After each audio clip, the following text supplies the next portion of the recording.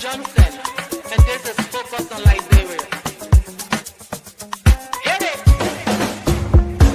From Cape Mount to Cape Palmer, Mount Nimba to Atlantic Ocean, Obomi Hills to Pocondre, to educate, elevate, and promote. Yeah, focus on Liberia, for Liberia, Liberia, for Liberia, yeah. From Monday to Sunday, from Monday to Sunday, it's focus on Liberia.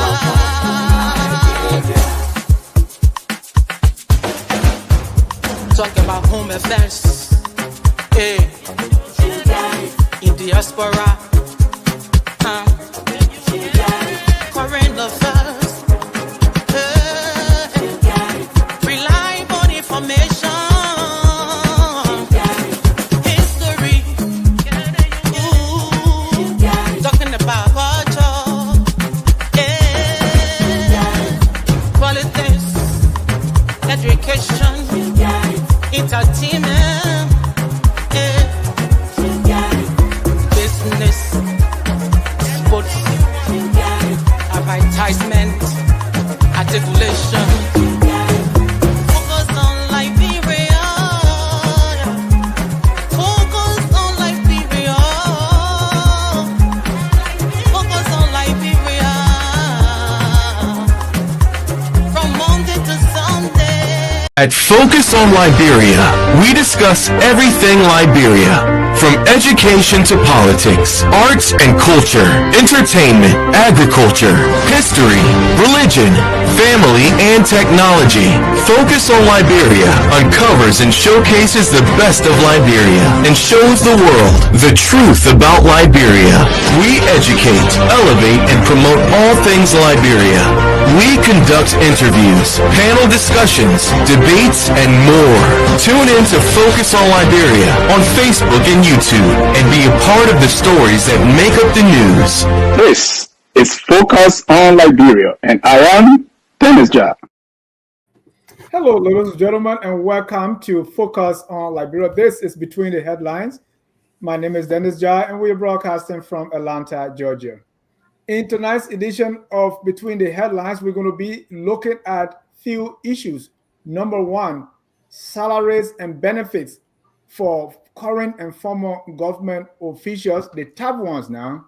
And we want to look specifically at the case of former Vice President Jewel Howard Taylor. Number two, the renegotiated 285 yellow machines back in the news. We're going to be looking at that. And number three, why Liberians or some Liberians hate same-sex relationships so much compared to corruption, rape, child molestation, and you name it. That's what we're going to be exploring tonight. Let me welcome panelists. First is Gabriel Tabito M. Carter. He's our global and banking and financial expert. Welcome, Gabriel. Dennis, good to be here. Thank you. Let me welcome for the first time on Focus on Liberia, Jesse Krupma. Jesse, welcome to the show. Thank you, Mr. John. Thanks for having me. Thank you. And since this is your first time, I want to offer you a bottle of water and say welcome and feel at home. Thank you, sir. Thank you. Appreciate it. Thank you. And let me also welcome Pastor St. Salif. He's the senior pastor of One Family Christian Center. Welcome, Pastor Salif. On mute, please. Thank you, Dennis. It's good to be here after such a long break, and I think we're going to have a good show tonight. Again, as I usually say, welcome to everyone, wherever you're tuning in from, Facebook, WhatsApp, land, social media. Just keep your comments coming as we go through this show tonight. We want to welcome all our viewers across the globe. If you have not done so already, please hit that share button. Invite someone and let's discuss Liberia. let me start with the news about Vice President or former Vice President Jewel Howard Taylor. She is saying she needs some benefits as a former vice president, and she's not getting them. And she's relying on a new law talking about the benefits of former government officials. If you have not, there is a pension law. That law was amended, and I don't know if it will actually pass, or maybe it will pass secretly because it's in favor of those who make the laws. Because the ones that say even if we die, we still gonna get money. But let's start with, I think you read in the paper what VP Jewel Howard Taylor said. And when you heard that she's not getting her benefits that she deserved as former vice president, we should also mention that she was a senator from Bond County for some two-term senator. So let me get your initial reaction to that, Gabriel, starting with you. Dennis, I think I will agree with the former vice president here, and this is it's evidence of what we do in Liberia. We have laws on the books, we don't follow them, right? That's one. Two, we have to respect our leaders, regardless of how they came to power or who we think they are. We have to respect them. She came into power as a senator. She served her terms, 2 terms. She became a vice president, and she's entitled to these benefits. Plain and simple. There should be no arguments about that. Whether she served diligently when she was a vice president or not, these are benefits that were afforded to her through the law that we have, the pension law, right? So we should respect that. So she's entitled to that. So I absolutely agree with her. The fact that she's being denied and she's coming on radio and TV to talk about these things, that tells us who we are as a country. The president that sets is that the next president who goes into power, the next vice president, if he sees this playing out with the former vice president, what do you think that's going to do to him? He's going to steal, because he know if I leave, these people will not honor the law that is invoked. Give me my pension, my retirement. So I have to do what I have to do while I'm in power, because I know when I leave, there will be nothing afforded to me. So we have to respect people. We have to respect the law. We have to respect our leaders. So I absolutely agree with the vice president. She deserves that. Thank you. Thank you. According to the story, Mr. Croman, the vice president saying, hey, I have my benefits as former senator, but I don't have my benefit as vice president. Number 2, right after inauguration, all 6 cars were taken from me, so I had to wait to get, and because of this, I've written the president, I've written the pro tem, I've written everybody to say, I'm not getting my benefit due me. What's your reaction to the VP story? First of all, let me just say good evening again to our viewers, wherever they're watching from. But Mr. Jab, first of all, I watched that interview live, and I was jaw-dropped to find, an ex-vice president coming publicly to pretty much outcry for her benefit legislatively that the country owes her, right? Now, let's look at current President Bouakai, who was vice president at the time of doing the George Weah regime, right? He was former vice president. He was receiving his stipends. He was receiving his pay. Now, one day I heard him complain. Maybe he did, but then he never went publicly, or they didn't see it. But to find out, former vice president Joel coming publicly, and Stanton kept pressing her that you show who did you speak to, and she said, I've written several people, from the top hierarchies. She reached out. You're talking about the woman. I mean, look, Mr. Ja, let's not play politics with this. For a vice president to be left stranded, pretty much stopping car to say, oh, I want a ride to take me home. I mean, what else can we say? She was left stranded on the first day of your ascension to office. Let me piggyback from what Mr. Carter was saying. You see, And I don't want to use one brush to just paint everybody, but Liberia, to some extent, we don't know how to honor our leaders to some extent. Yep. And we just leave them as just these ordinary people that, you know, I mean, anything could have happened to her that day on the day of the inaugural program. She went there with all her protocols, only to find out after the fact she left dry. So, you know, it's a sad thing, but this is the country Liberia we are speaking of. I always hear of the 45 years of experience our sitting president has, but it's yet to be proven. And this is no knock on our president, but we are yet to see it. Mm-hmm. Thank you, Mr. John.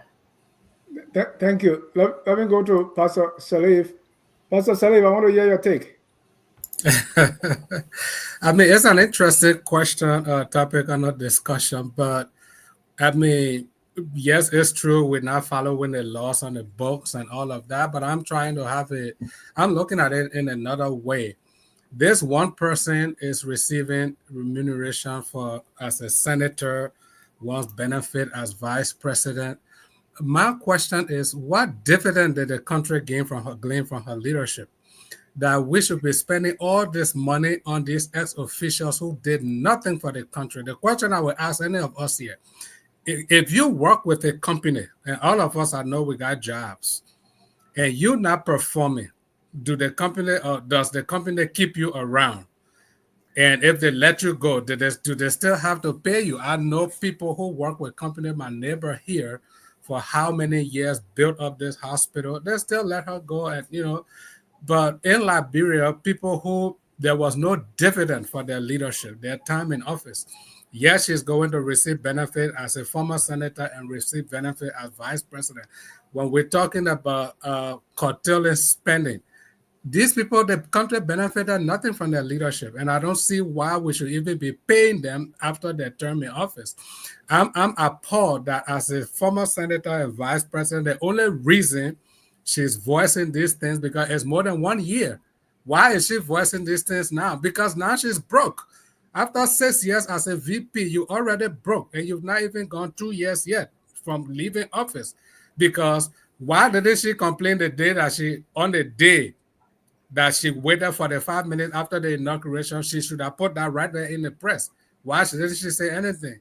1 month after, why she didn't say anything? 6 months after, why she didn't say anything? Why is she saying something now 1 year after? Is it because she's broke now? That's why she's saying something?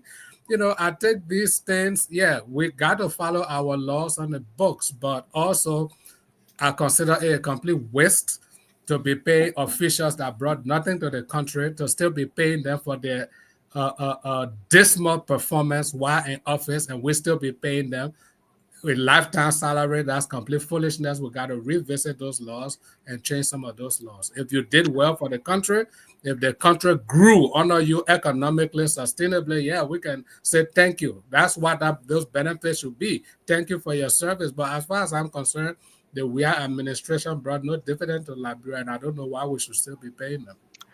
Dennis, I have a pushback here a little bit. Yeah. Before you do that pushback, let me read what the law says.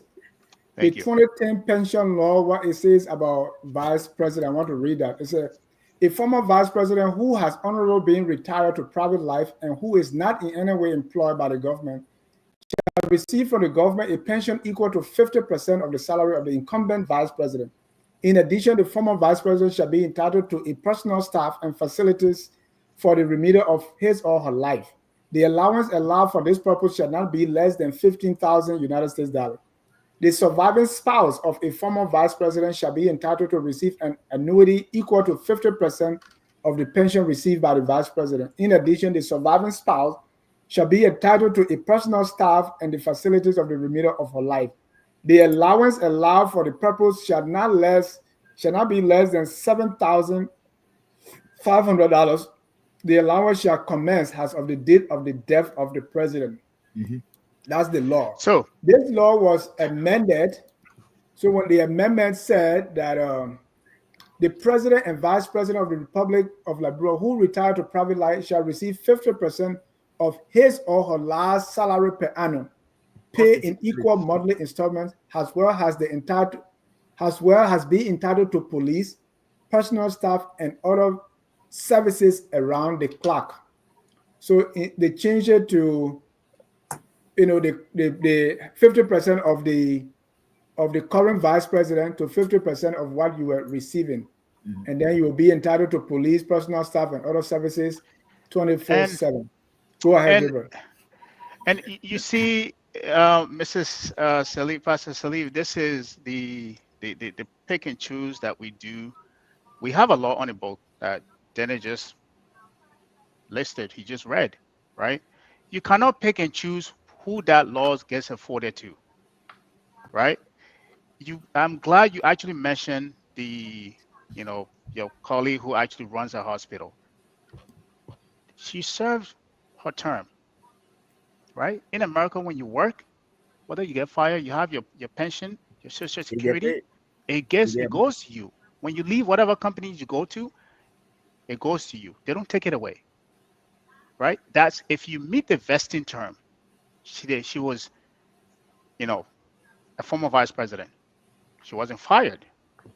So she meet the vesting term of the pension as it was read, right?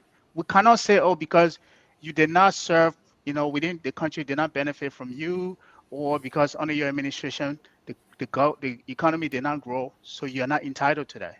She's entitled to that based, first of all, on the law. If there were any pushback, I will push back on her and the government would be, you cannot be collecting pension from us as a senator while we're giving you pension as a vice president. So let's drop one and go with the other. I will understand that, right? But this is, 9 years for a senator, right?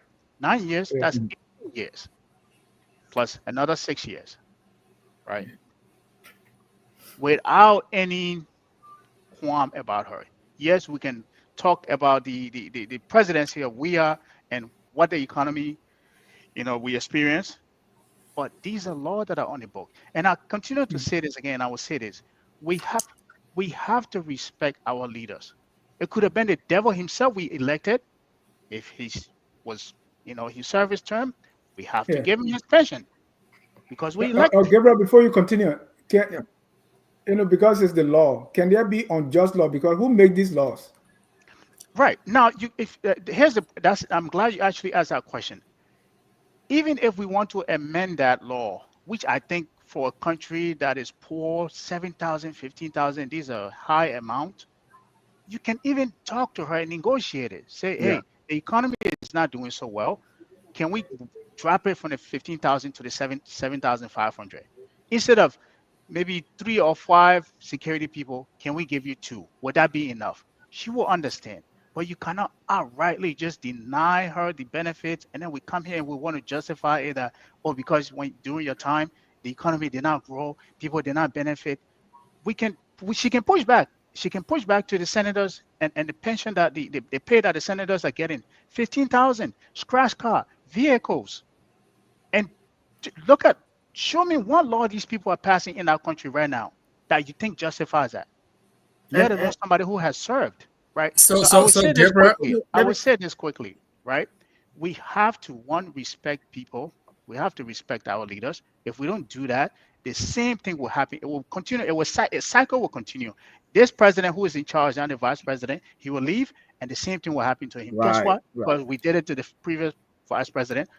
You deserve for it to happen to you too. And there's a perpetual cycle that will continue. We want to build a model democracy that people can look at and say, this is a country that is growing democratically and they're able to resolve their issue. We cannot start it and continue it with disrespect. Yeah, but I think, no, Gabriel, I think you completely misconstrued what I said. Maybe because you were hyper focused on what you were focused on. I did not say they shouldn't pay her. I never said that. I said we should follow. My first statement was we have to follow the laws that we make. So if the law says we have to pay her pension, we got to pay. The second part was, why are we even paying these people who brought no dividend to the country? So I was not against paying her pension. That's not what I said. I said we should pay her because the law. You justify your former boss. Let me finish. Okay.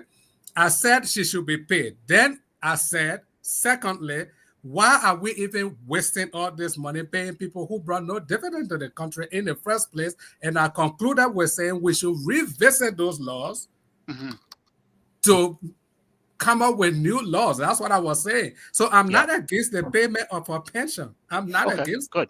It should be paid. The law is on the book. But my question is, for a poor country like Liberia, you just imagine how many former officials that we have to be paying, former senators, former representatives, former VP, former president, for a struggling economy like Liberia. So we got to revisit the books, especially some of this administration brought no dividend to the country.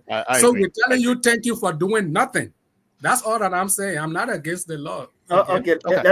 Let me jump in here, and Mr. Shelley, if you know, because when you started on your opening, I think you went hard on the former vice president by saying what did she do or what has she done? Pretty much, what did she do to somewhat, to get that kind of benefit? Jesse, what I want to ask you, do you think these benefits are justified? Let's take a step back. Yeah. When they are in power, right? The vice president, according to their law, receive a new car every 3 years. So if you are there for 18 years, that's 6 cars. Because what they do, they buy back those same cars. So at the end of those 6 cars, and then you became vice president, and you are entitled to a car every 3 years. Every 3 years. It's 6 plus 2, 8 cars. Now they took the 6 cars from you, the 6 official cars, and now you are left with nothing. Where the 6 cars from the Senate years? That's number one. Number two, like you saw with the I think the managing director of LPRC received 9,000 gallons of gasoline every month. Every month. This is on top of their salary, the scratch cards, and everything. CBL governor, besides the youth salary, you have 7,500 spending money. That's not your salary. You are entitled to housing allowance. And they are saying, even when we retire, pay us.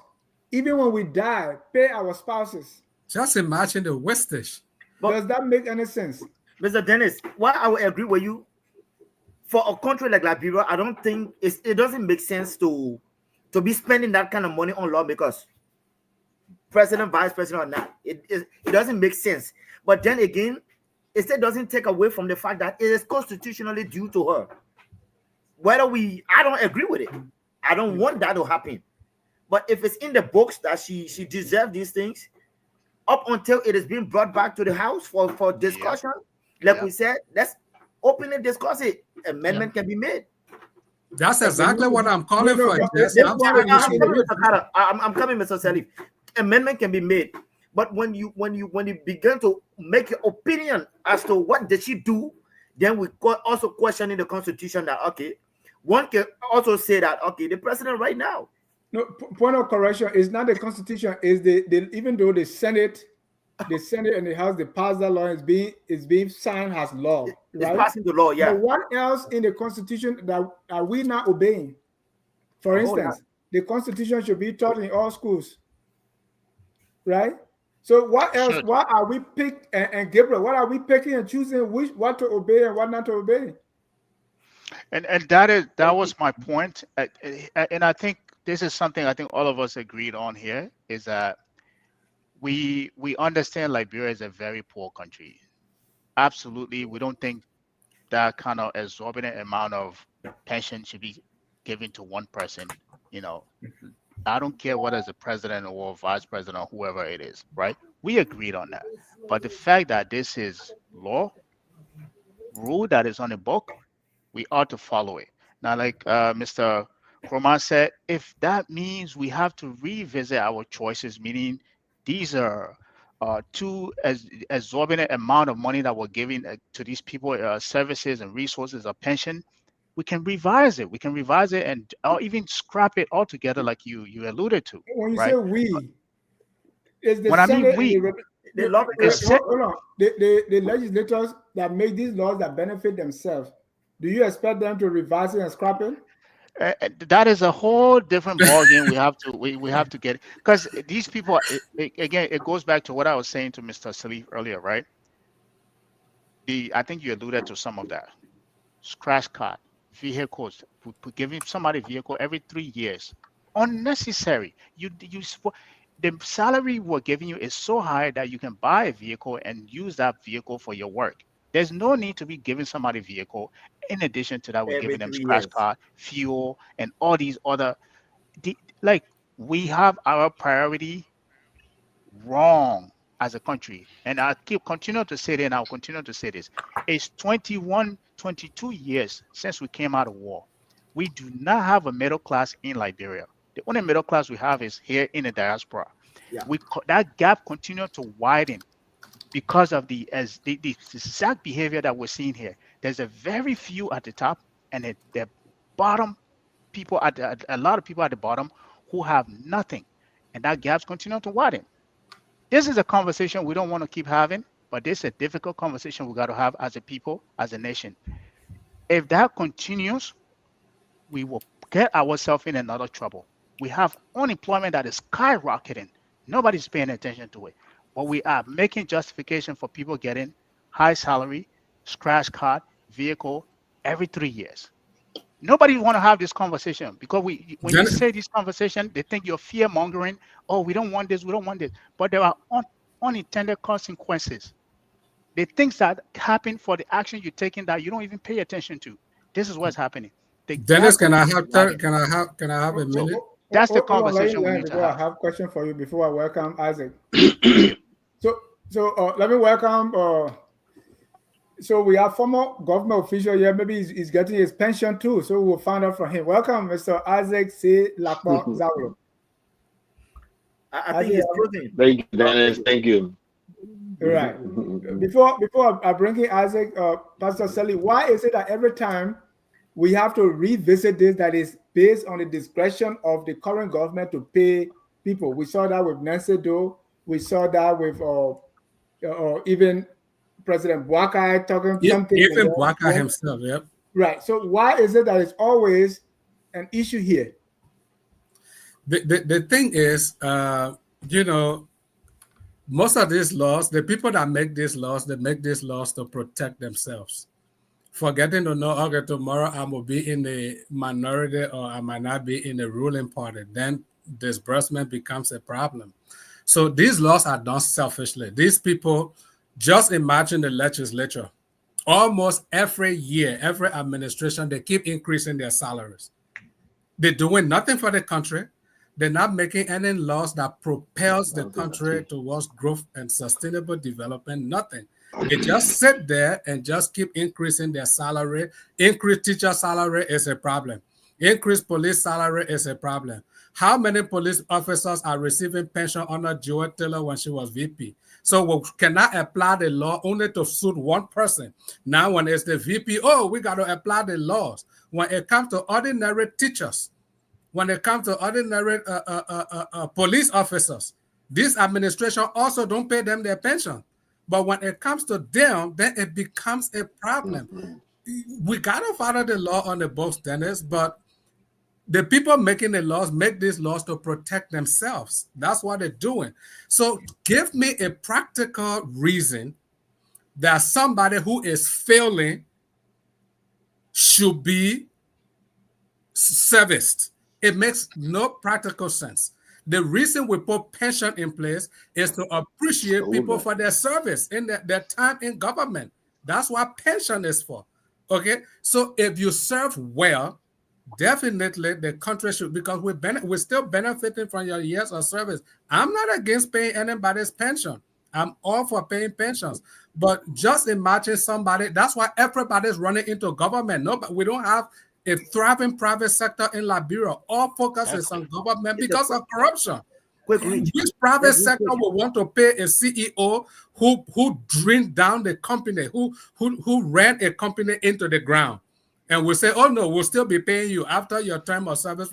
Thank you for running the company into the ground. That's my argument. So that is this pension is not a constitution, it's law that they pass in the legislature to protect themselves. All that I'm saying, we should follow the laws, but let's revisit these laws to bring, because the salary those people are making alone from pension with their spouses is way more than 10, 20 teacher salaries. How fair is that in a struggling economy like Liberia? The reason everybody is struggling to pay the previous administration is because they did not realize those selfish laws they were making will catch up with them when they are in power. So these things are just flat out wrong. That's all I'm arguing. All right, let me read a line from, and before I bring in Isaac, let me read a line from, is it for armed forces, pension for veterans of the armed forces. Any officer eligible for retirement and any enlisted man eligible for discharge shall be entitled to 30 days leave of absence or payment in lieu of thereof. Officers who are members of the armed forces of Liberia who shall not be eligible for pension benefit because of the short turning of service shall be given a lump sum of amount of 15,000 Liberian dollars each. Liberian dollars in the Civil War. Wait now. Enlisted men who are regular members of the armed forces of Liberia who were honorably discharged and shall not be eligible for pension benefit because of short tenure of service shall receive 10,000 Liberian dollars as compensation. That is 800 US dollars. I don't know if you want me to give more. No, nobody is fighting for the ordinary man. These people fighting for themselves. Let me answer before I hear from you. I want to know if you're getting your pension as former superintendent of MCSS. That's if you can even disclose that. And why would that not want to be doing that? Right, and then even as MCSS superintendent, what were your benefits and salary? Let me first of all say thank you for inviting me. You know, I keep a very tight and busy schedule, but then it's because of the relationship we have. Whenever you call me, I try to make it. So yeah, I'm coming from the other end of Washington D.C. I had to rush here and come here. But look, MCSS superintendents are not entitled to any kind of retirement benefits. We are not civil servants. We are government officials. The superintendent is the only government official at the MCSS. The rest of the people are civil servants. Civil servants of the MCSS do receive retirement benefits. During my tenure, I did sign and process hundreds of those with the NASCOP and the CSA. Retirement benefits are extremely low, very, very low, very laughable. But again, you got to take into consideration what was the person's salary. I mean, it's embarrassing. Some people receive like 2,000, 3,000, like that. We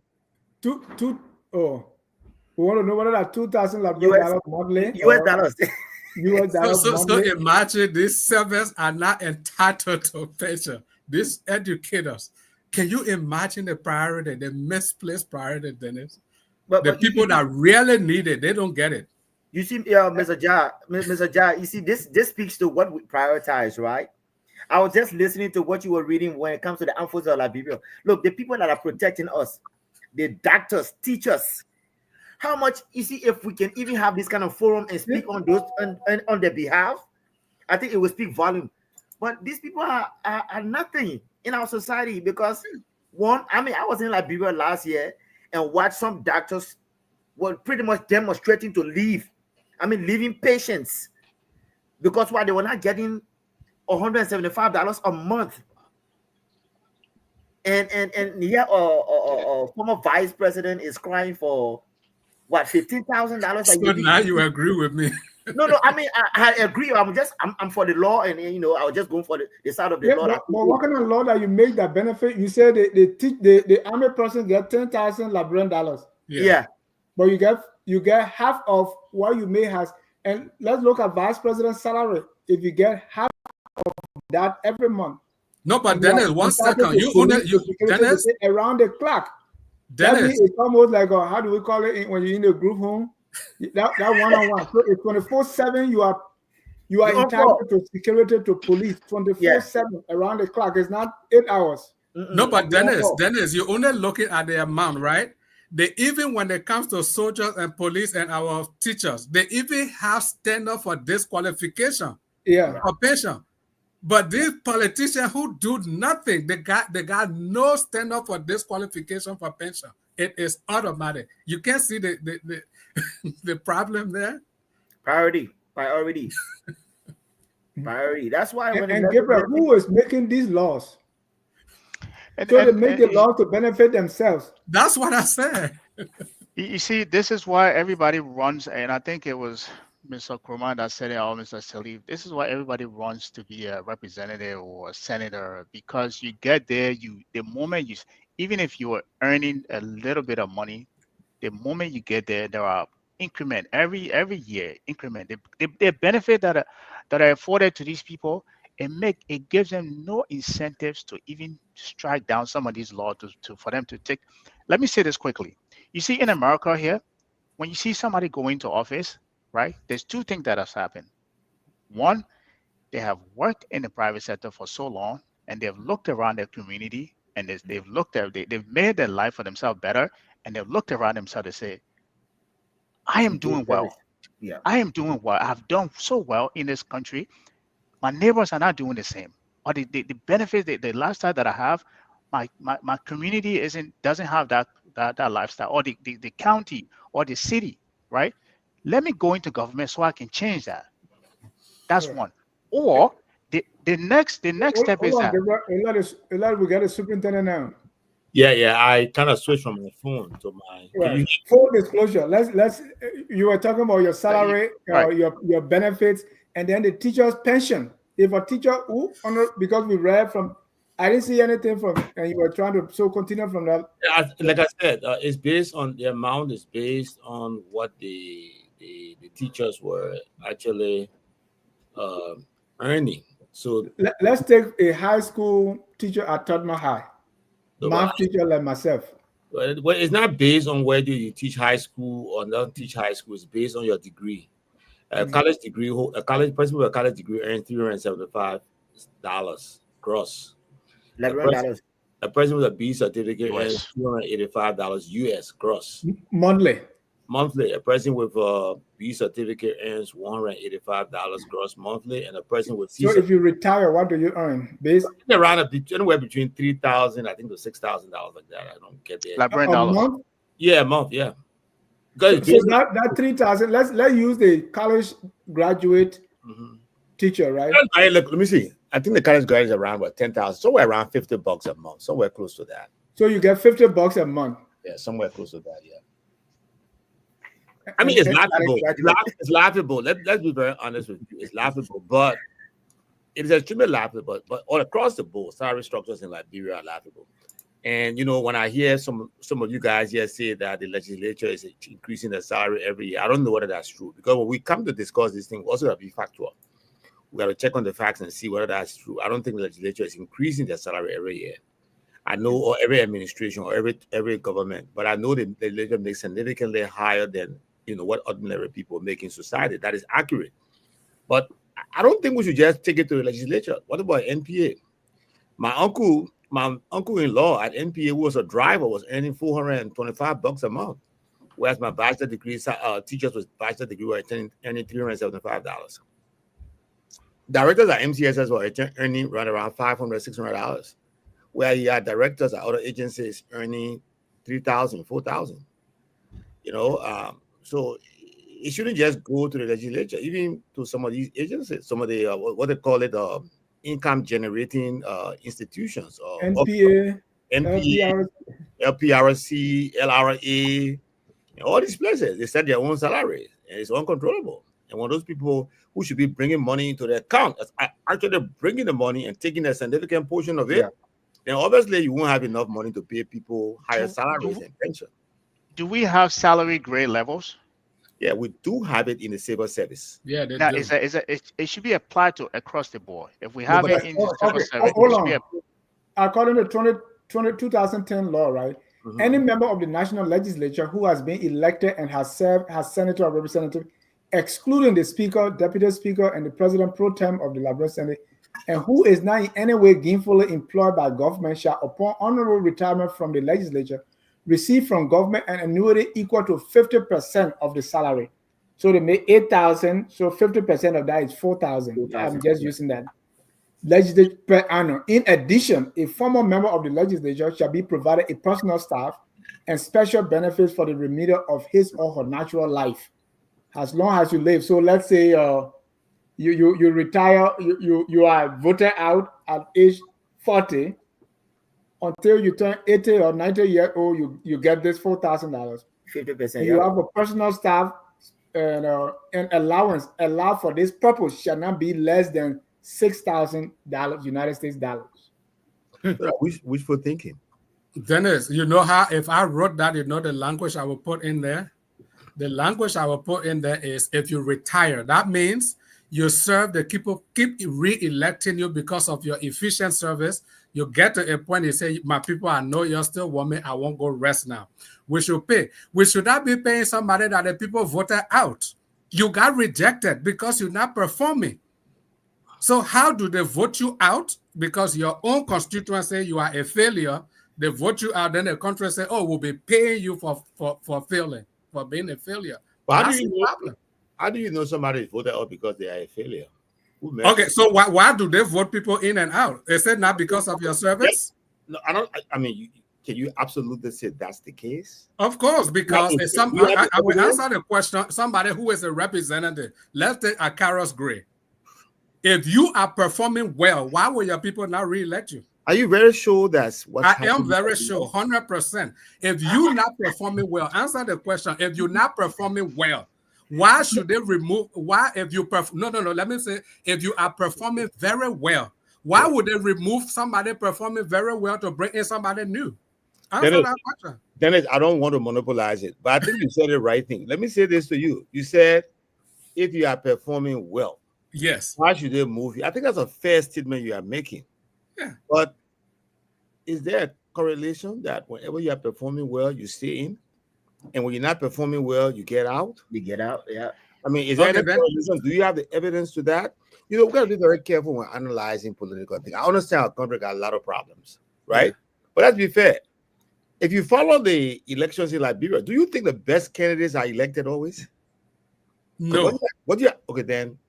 The best candidate, I know there are other variables. The best candidates are not always elected.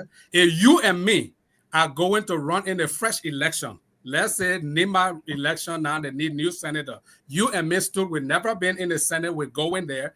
You could be the better candidate, they could decide to elect me. That is taken. But if you are an incumbent, if you already been there for 6 years, 8 years, Senator, 8 years, and you going for re-election and they will reject you to bring me in, that means you had a problem. You're not doing something right. I don't want us to go there. We're going deeper on that one. Let's come back because Joy Howard Taylor, the vice president, I asked you the question: why is it every time this has to be some discretionary, or decision on the part of the current leadership? But Mr. Dennis, let me just chip in here real quick. You see, I know we all watched that interview, but if you listen to the former Vice President Kinley, she said multiple times she reached out, she wrote letters, she even asked to seek audience with the current president. So, and that's just to speak to what Mr. Shirley was saying. Why now, right? Yeah, but why should it be? Why should it be that they're deciding this? Exactly. It's not supposed to be determined on that. This is based on the. Why is she writing letters? That means you want them to. It's almost like a favor. If this is is this under Social Security or you get it directly from the Finance Ministry? Because it should be NASCOP, right? No, it should be NASCOP. Yes. Yeah, but it appears that the vice president, I don't think it's coming from NASCOP. It's not coming from NASCOP. You see, Dennis, this is pure witch hunt. Let's face it. I don't know what it's witch hunt. It is right. I support the vice president. She comes from my political party. But like Dennis is saying, this is not the first time this is happening. It happens from one administration to another. So I think that's the issue we got to look. I don't think it's selective. I don't think it's happening because it's happened to Joy Howard Taylor. But then what is happening? So that's what she sought audience with the vice president to hierarchies. Seeking audience so this could change. Yeah, but that's what I'm saying. But like Dennis indicated, this is the thing this is a paragon. It happened from one administration to another administration. So maybe that's what you guys are saying. It's important that we revisit the law and put the framework in place so that it doesn't happen again. Now, here's what I would say. I'm thinking that if this is something that the government of Liberia wants to do, one of the problems we're getting in our country is how we do our budget and how the budget is implemented. So, for example, if you are preparing a budget and you know that there has to be an allotment for these kind of payments, right? Those money must be set aside into an account that will be provided, for any question. The thing about it is that our budgets are not constructed that way. Just because it's still in the budget does not necessarily mean it has the financial wherewithal to implement it. So then it becomes problematic. I don't want to think that the denial of benefits, especially in terms of monetary financial benefits, is because of people wanting to be mean or wicked. Maybe it's just not there. Well, let me, Mr. Isaac, let me just ask. If it's not there, how are we able to pay senators, representatives, making those as right now? Or we cannot afford to do the same thing for a former vice president. And we have NASCOR. No, but I don't think it's coming from NASCOR because and it should. That's what we're saying. The law should be revised so the president doesn't have anything to do with it. Once you retire, your payment. So NASCOR, but remember now. She must be paying into it. The people who get money from NASCAR are paying to it. Do we know whether from the vice president's salary, a portion of it paid to NASCAR? No. She retired. It's not done because it's not mentioned. Fine. In the bill that was written, it's not mentioned that you should pay into it. Automatically, you are entitled.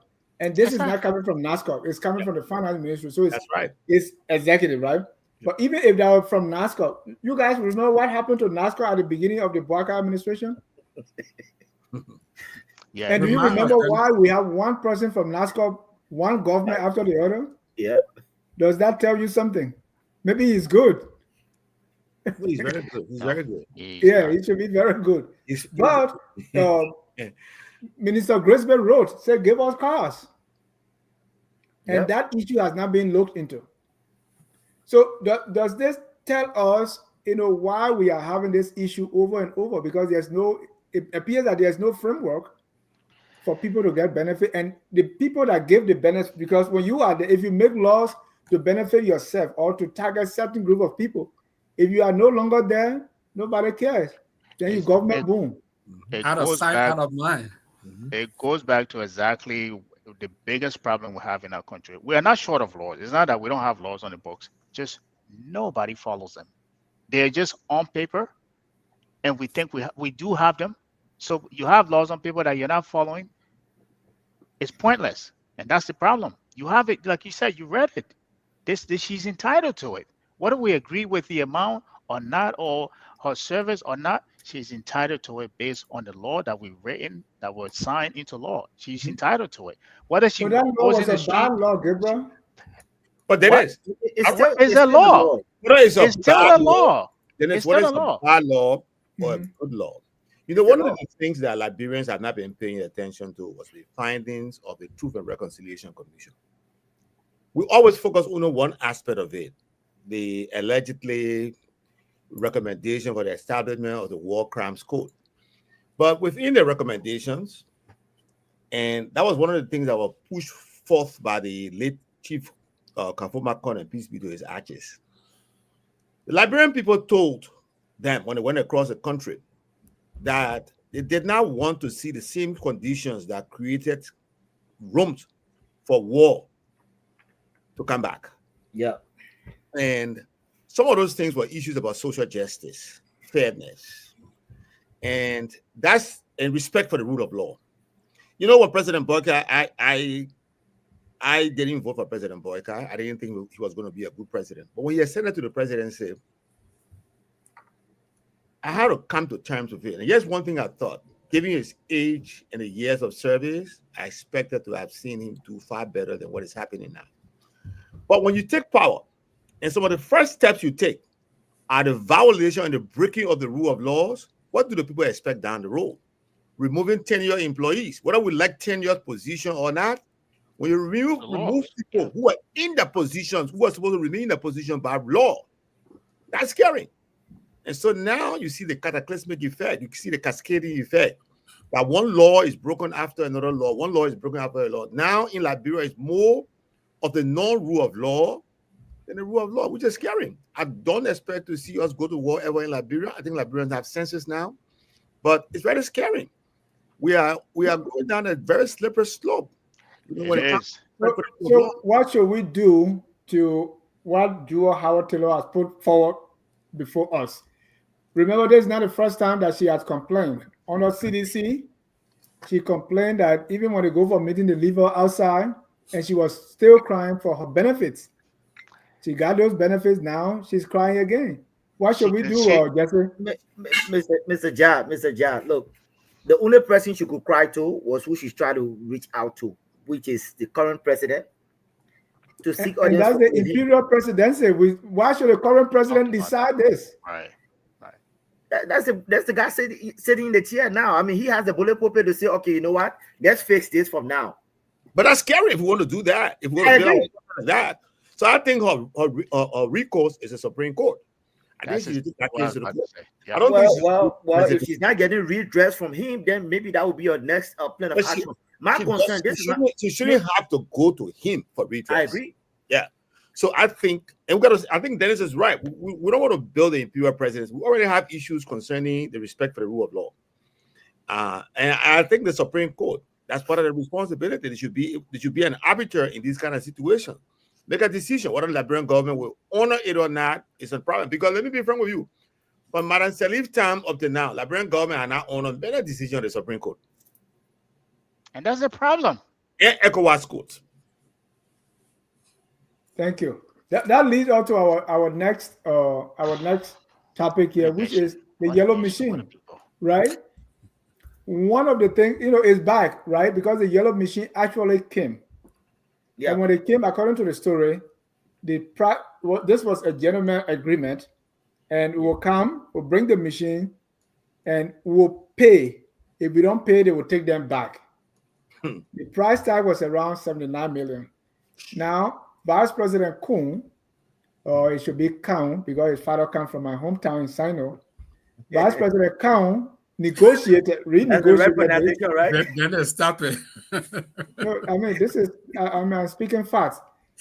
He renegotiated this. It moved from 79 million to 22 million. Ooh. Right? Gabriel, you follow the story. What was this agreement, and who are we negotiating this with? The person we bought it from. So let's not forget Mamaka Ability in the picture, who was spearheading this. This negotiation is with the company, the South African company. I mean, you were telling me that they brought the equipment with the cost already. I don't know which paper they showed to the president to say this is 79 million. And what were those things that were removed that brought it down from 79 to 22 million? So I'm curious. So how this negotiate, and you're a finance guy. I mean, just paint a picture for me of what's going on. So the individual name you mentioned, I have a whole history with her, but that's a different story. That's a different story. Go ahead. We initially engaged 285 machines at 79 million. That is equivalent to $277,183 per machine. Now, the things you have to consider if you are somebody looking at that machines is, how old are these machines? Are they new or are they used? What are the lifespans on them? Why am I paying this much for them? Right? You start negotiating on the market. You start looking at you even go to the manufacturer. If this is a Caterpillar or John Deere, you go on there to compare the prices. And we eventually negotiated down to 22 million for the same 285. That is $77,193. That is an exorbitant amount in discount. The first question that you need to ask yourself is, who negotiated these in the first place? And why was the price point so high, right? The reason why I'm asking this question, because you want heads to roll. I mean, if somebody inflated the price of these machines, you want to know who did that, why they did it, and if that needs to be, you fire that individual, because this is taxpayer money, right? The mistakes, as I always said, and this is not to talk down on us as a people, the way we do business in Liberia sometimes is you look at us as if we're not 187 or 180 years old country. Like we do things as if we're high schooler. Who makes a deal that amount on gentleman handshake? Gentleman agreement. The guy could come back now with a contract to you with so much clauses in it that you cannot be able to back away from that. Right? And these are the mistakes, these are the things we're supposed to be, I think we talked about this when this deal got passed, right? But for me, from the initial standpoint, that's how I would look at it. Who negotiated in the first place? Why was the price so high? And if I find out that you inflated the price for whatever reason, I don't care if you're a minister, my father or my mother, you're getting fired, right? That's how this thing's supposed to be looked at, And as I said, I know who negotiated this, and I know the reason why this actually happened, but I'm not going to talk about that. But I'll leave it on that for now. Say in my village, they say when we come to take bath, we come to take bath or swim. We shouldn't hire our vital spots. We taking bath if we taking bath already. No, I think let me give room for everybody else to chime in. All right, let me go to Pastor Salif. Pastor Salif, you go in the supermarket, you bring all the goods, you pack your cart, a food, you bring it to your house, and then the person comes, so you will negotiate. First of all, they say, everything you got in your cart, in my house now, in my refrigerator, they say that $500. They are negotiate to $200. Make that to make sense to me. It makes no sense. And nobody can make that to make sense. And that is the problem. That is the inefficiency we're talking about in our leadership. You cannot be spending public fund and go about that by gentleman agreement. Why should a legitimate government, go to do gentleman agreement for those kind of things? It makes no sense. The only thing at the bottom of that gentleman agreement is corruption, because it should be transparent. That's why we have what's the HSA, the PPP, I don't know the title. PPP, where people are supposed to bid.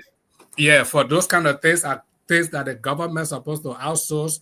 Other companies in Liberia owned should go there and bid that, listen, the yellow machine you want to bring, my company can bring that in for this amount. Jess should come and say, no, my company can bring that in. Gabriel should come and say, no, we can do it for this. We got contract with John Deere.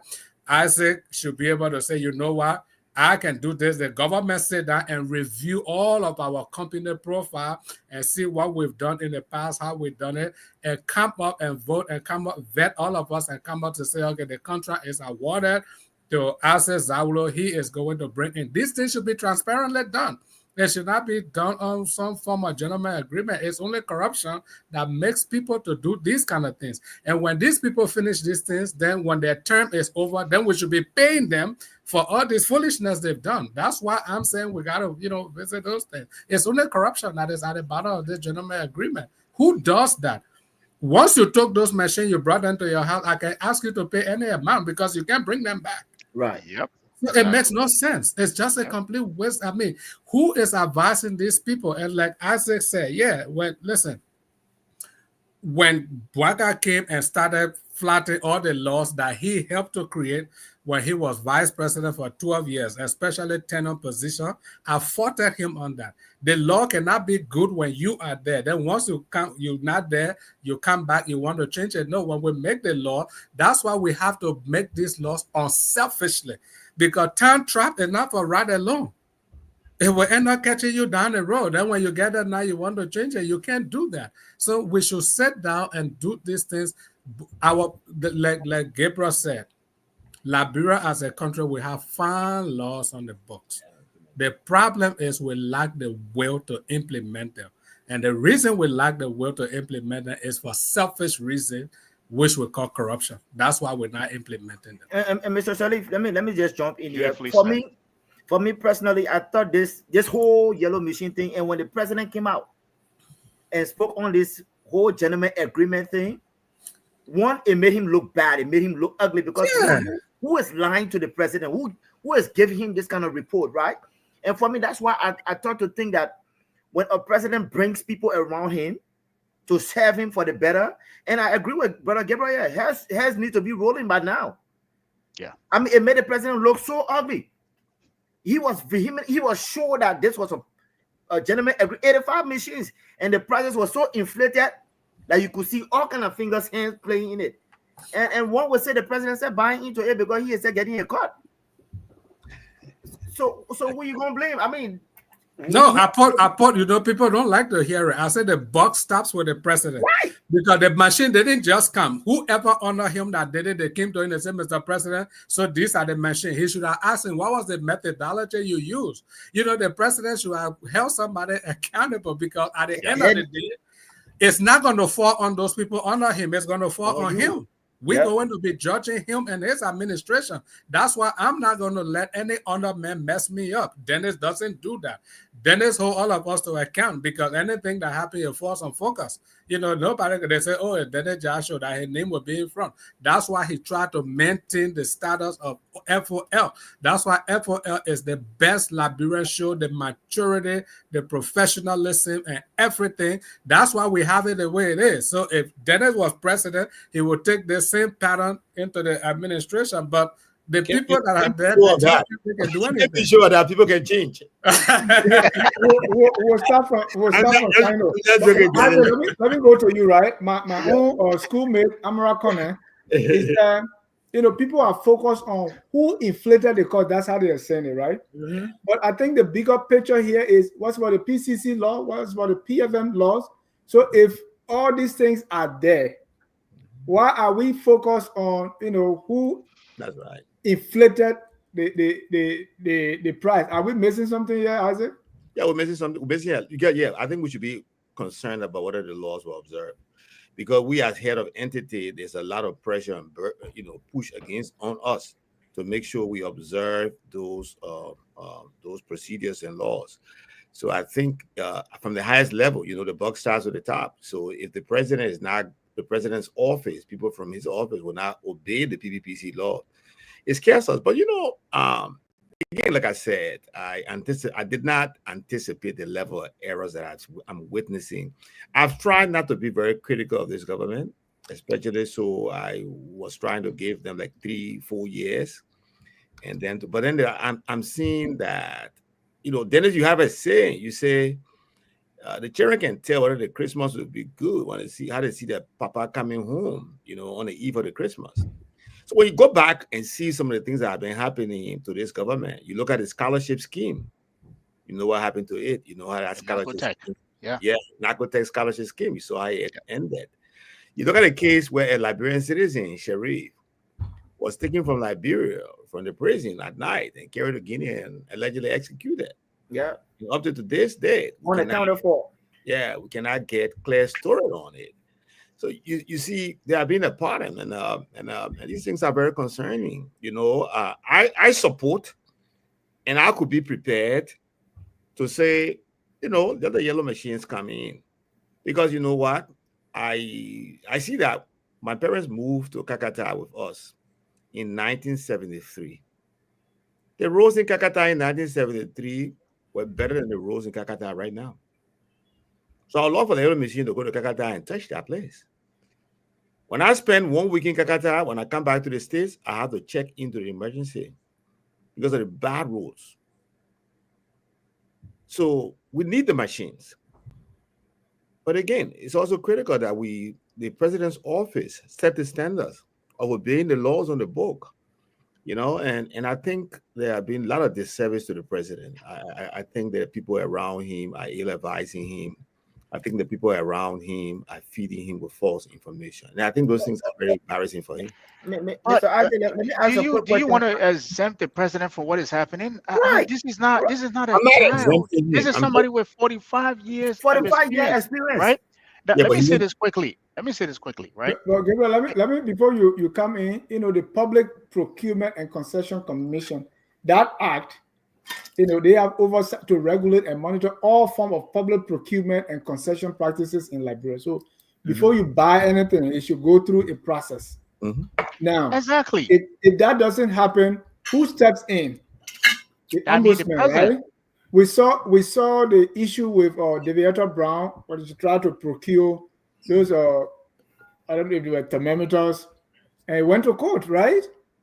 Yep. So why are we focusing on inflating price? Why? Because the law has been broken here. And Who's supposed to look at it? this is why I agree with the Senator Amar Conan. That's why if you circumvent the public procurement law, that means somebody urged you to circumvent that law. But you have incriminated yourself because you told the public that this was done on a gentleman agreement. So you have just said, instead of this going through the public procurement law, I have stepped in to do gentleman agreement, right? And here's why I think we should not exempt this president. If But who's this supposed was to look somebody, into it? LACC, the ombudsman, or somebody have to we'll get to that part, right? Here's what if because this was someone. why I try to interject is we are focused on the president. Yes, we should, but people are employed to do piece of job, and everybody sits on their hands. And that's what the point that I'm making here. Have you seen any investigation carried out from any of those audit that the LECC or GAC has done? None, because it goes back again to the topic we discussed on Saturday, imperial presidency. Meaning, if this law is coming to play, if this entity is coming to investigate, I can kill that investigation. Why? Because I have the authority. And this is why I think we should not exempt the president from this thing that, he's being ill-advised. You have advisors, but you also have 5 senses. You have advisors, but you also have 45 years of experience in government. You know when somebody is financing you as a president to be. This is why I say this clearly, and I'll say this all the time. As a president, you don't just need your advisors. You get up in the morning. What do you do in the morning? You read the news. You follow the economic activity happening in it. If somebody come in with this report and put it before you that this is worth $277 per machine, simple Google search. Go on Caterpillar website. Go on John Deere website. Hey, this price that you guys are bringing to me is too high. Well, what is this? Hey, come on. This is 45 years of experience, Dennis. You can have as advisors, but you also have 5 senses. That's why I think you should not excuse this guy. Thank you. Are you asking the president to go on Google and search? You talking about Joseph? What do you do for a job? What do you do? But Jesse, you gotta read. That job Gabriel just described, that's somebody's job in the president's office. Are we holding them accountable also? Exactly. Mr. Dennis, whenever I hear that somebody lies to the president, it makes me wonder if this president is even competent for that seat he's sitting on. Yeah, excuse me, people. Thank you. This guy was overwhelmingly voted for. With the level of experience he's coming in with, this shouldn't be happening on his watch. Whether he goes on Google to search or not, look, listen. You see, when let me just backtrack a little bit. When I started watching this fight in the House for this speaker thing, and the president sat, with like as if he didn't know anything about it, and people were saying, "Oh, the president didn't know." Look. You and myself know, Mr. Dennis, in Liberia, the last buck stopped with the president. The president can make anything happen in Liberia. For me personally, the president, when it comes to what he wants that will benefit him, he will just keep silent. The president is, I don't want to say he's corrupt, but with the number of years of experience people said he was coming in with, and with what's happening, and look, I tell people, every opposition party is a government in waiting. You came and you saw CDC was failing abysmally. This president was there sitting complaining. Only to come there now and they say people lie to the president. Worse, right? Yeah, it's sad for me to be hearing this on a 48-year-old man experience in governance. But the people that lie, if people are lying to the president, are you able to hold them accountable as well? Fire them. Hold on. I want Jesse to complete this. Yes, let her roll. Who will beat the hair roll now? He doesn't have that. He doesn't have it. So he needs to. You and myself will do the right thing by letting her roll. But how will you let the hair roll? If you let the hair roll, do an investigation. So here is the thing. Here is the thing. Growing up, I always heard, and we're still making the same mistake.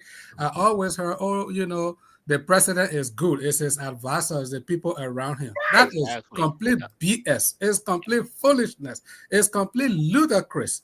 A good president will not submit himself to ill advice. An uncorrupt president would not allow. Listen, the president cannot be absolved of any wrong in any of these things because the buck stops with him. In the first place, like Dennis saying, who's supposed to investigate? If PPCC doesn't do this, everybody in government heading one office or the other, they were appointed by the president. They were appointed to do a job for which they are receiving salary every month. Take all the four of us on this team now. So are you telling me if you had an office and you are ministering that office, an honored man can come to you and bring something foolish for you to approve and you will approve it? No, you will push back on him. You will ask him to defend this thing. You ask him to give you analysis on this thing. If the president sits there and people honor him just doing anything, it is his fault 100%. The buck stops with him. If people honor you are not doing their jobs, you fire them. Recently, he suspended how many people for not signing, for not declaring access. He suspended the NOCA boss. He did this. He has the power to do this.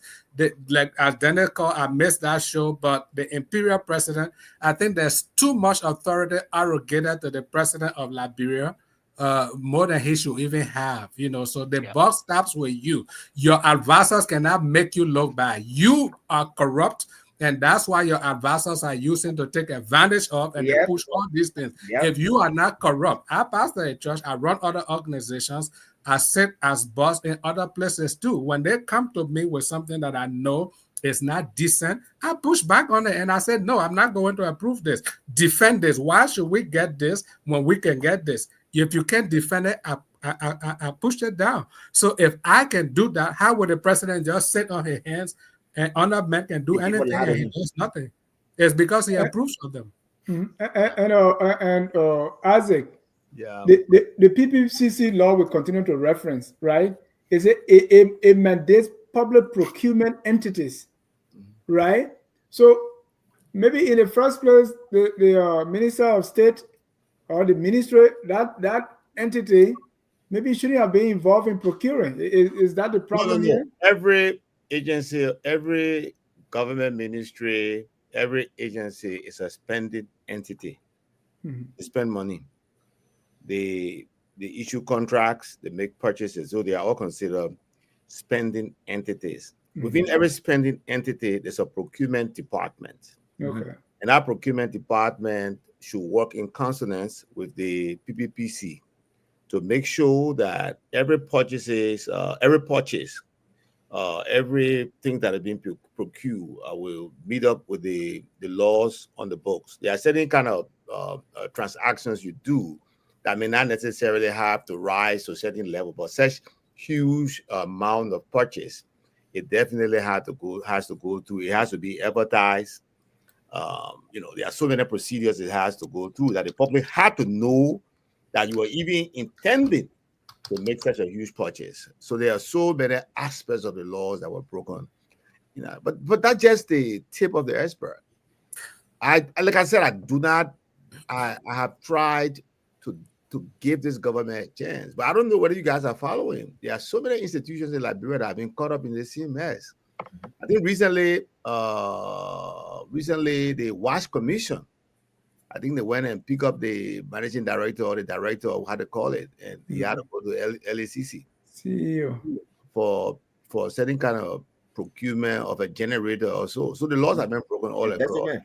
Yeah, there are so many reasons. Dennis, I won't give justification for why these things are happening, but like everybody said, we need to address some serious issues in our country: the issues of salary, the issues of benefit, the issue of fair play, the issue of decent working conditions. All those things have to be addressed so that people will be able to perform at an optimal level. Until we do so, everybody is hustling in that country.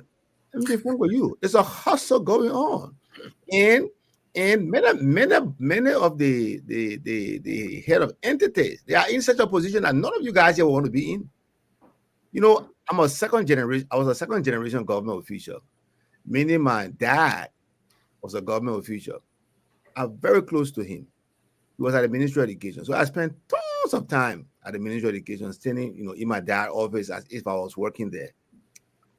And the condition my dad worked on was quite different from the conditions I work on. For example, on a Friday evening when my dad and myself were leaving the Ministry of Education to come down Broad Street to get in our car to drive to Kakata to see our mother and our other siblings, we just had to lock the office and come down, join the car and go.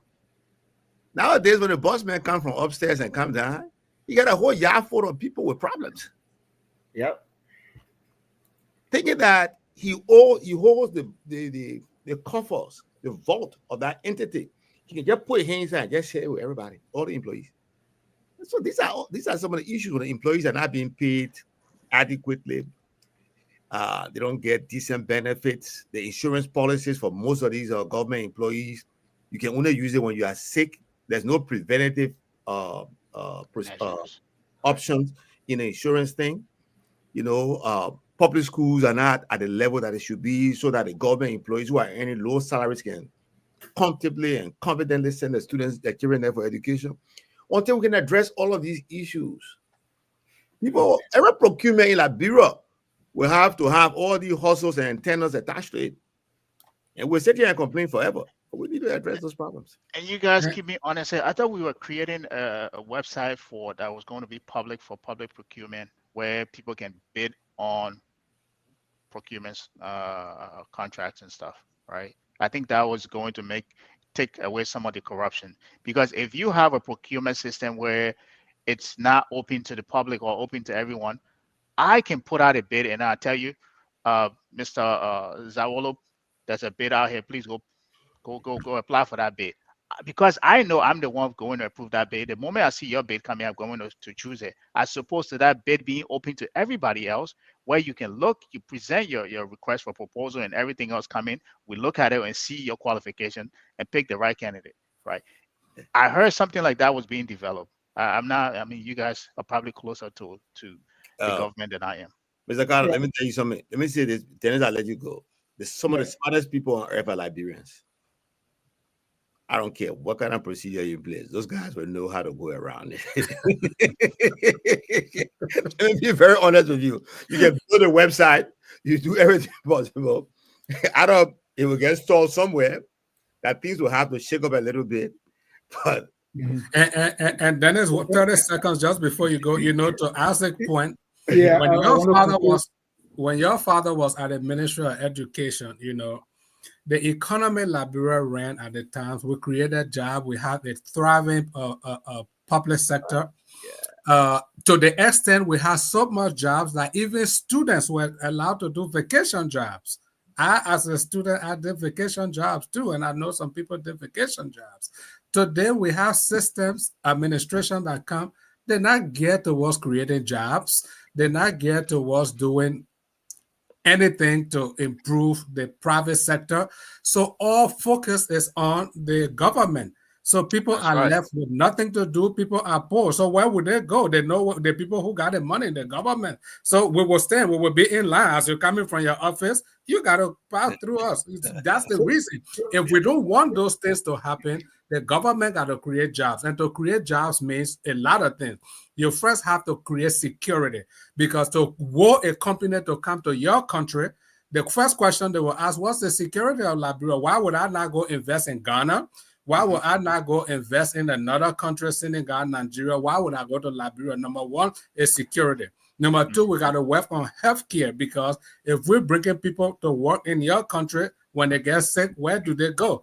We got to work on healthcare. We got to work on education. If we are there working, our children got to go to school. So if we don't put things in place, we don't put in public safety, we don't put in the amenities, you can't attract foreign investment, direct foreign investment. So then all eyes are on government. That's the only place we got free money. That's why the people are just hanging around people's offices, begging every day, And, we can't run and government. nobody in our government is prioritizing private sector. Oh, no, they're not. Not They a don't single care. being in there. That's not even a talk. But here's the thing, Reverend, I don't know. Yeah, I want us to conclude on this. So what should we what should we do? So the yellow machine now moved from 79 million to 22 million. Yes or no? Yes, is this a good news or bad news? Well, either way, it's not good news for me. Either way, it's not good news. How is it? How is the procurement being done? What's the plan? I mean, the whole thing is not good news for me. So, Pastor Salih, so how should this be approached? Should we have the LACC step in? Should the president fire people? Should Mamaka, come clean on really what's going on? How do we proceed? Yeah, to answer that question, first and foremost, I will let you know on this question, I'm on Team Jesse. There's no good news in any way. So the first thing, we need investigation, because when you do procurement, the first thing you're looking for, make, model, specification, you're looking at maintenance, you're looking at different aspects of this thing. You could be bringing a yellow machine in Liberia that is already outdated. You can't even get a parts. If they break down, you might not be able to get a parts from anywhere. So you're just bringing it for a temporary. So we got to go into full mode investigation to find out where the lapses were, who did this. And like Isaac said, again, I borrow from his word, let some heads roll. That's the way to go. But whether the price came down from 79 million even to 13 million is still not a good news, because the Bible, like the Bible says, when the foundation is destroyed, what can the righteous do? So the foundation that brought about this whole yellow machine thing is already faulty. So there's nothing you can build on it that will make it to be right. Thank you, Gabriel. What's the solution here? I want to side with everyone here, and let's solve it, because we need a yellow machine. When I'm superintendent of Sino, I'm getting 15 of those. That's a good thing. And here's another thing aspect we don't think about too, Dennis. Do we have enough technicians who can work on these things if something breaks? Let's assume the answer is yes. That's one assumption. Why would you want to assume the answer is yes? You cannot assume. That's one. Two, who's going to? This is in addition to this 22 million that we're paying for this thing. Servicing these machines every year, that's additional costs. The driver, the maintenance, all of those things, those are additional costs. We already have a bloated budget. Where are you going to take the extra money from to service these things? You know what the salvage value? Let's talk accounting here. I said, the salvage value. Let's talk accounting. Exactly. I think Pastor Salif alluded to that. Are these things even new? Yeah. If you depreciate them over, let's say 10 years, if you were able to use them for 10 years, you go sell them on the market, how much will you get for them? Like you said, the salvage value, right? You have to look at all of this thing. But the most important thing that I keep saying is that what are they going to do? What are you going to use them for? That's what I'm saying. Right? You give me solution. What should we do?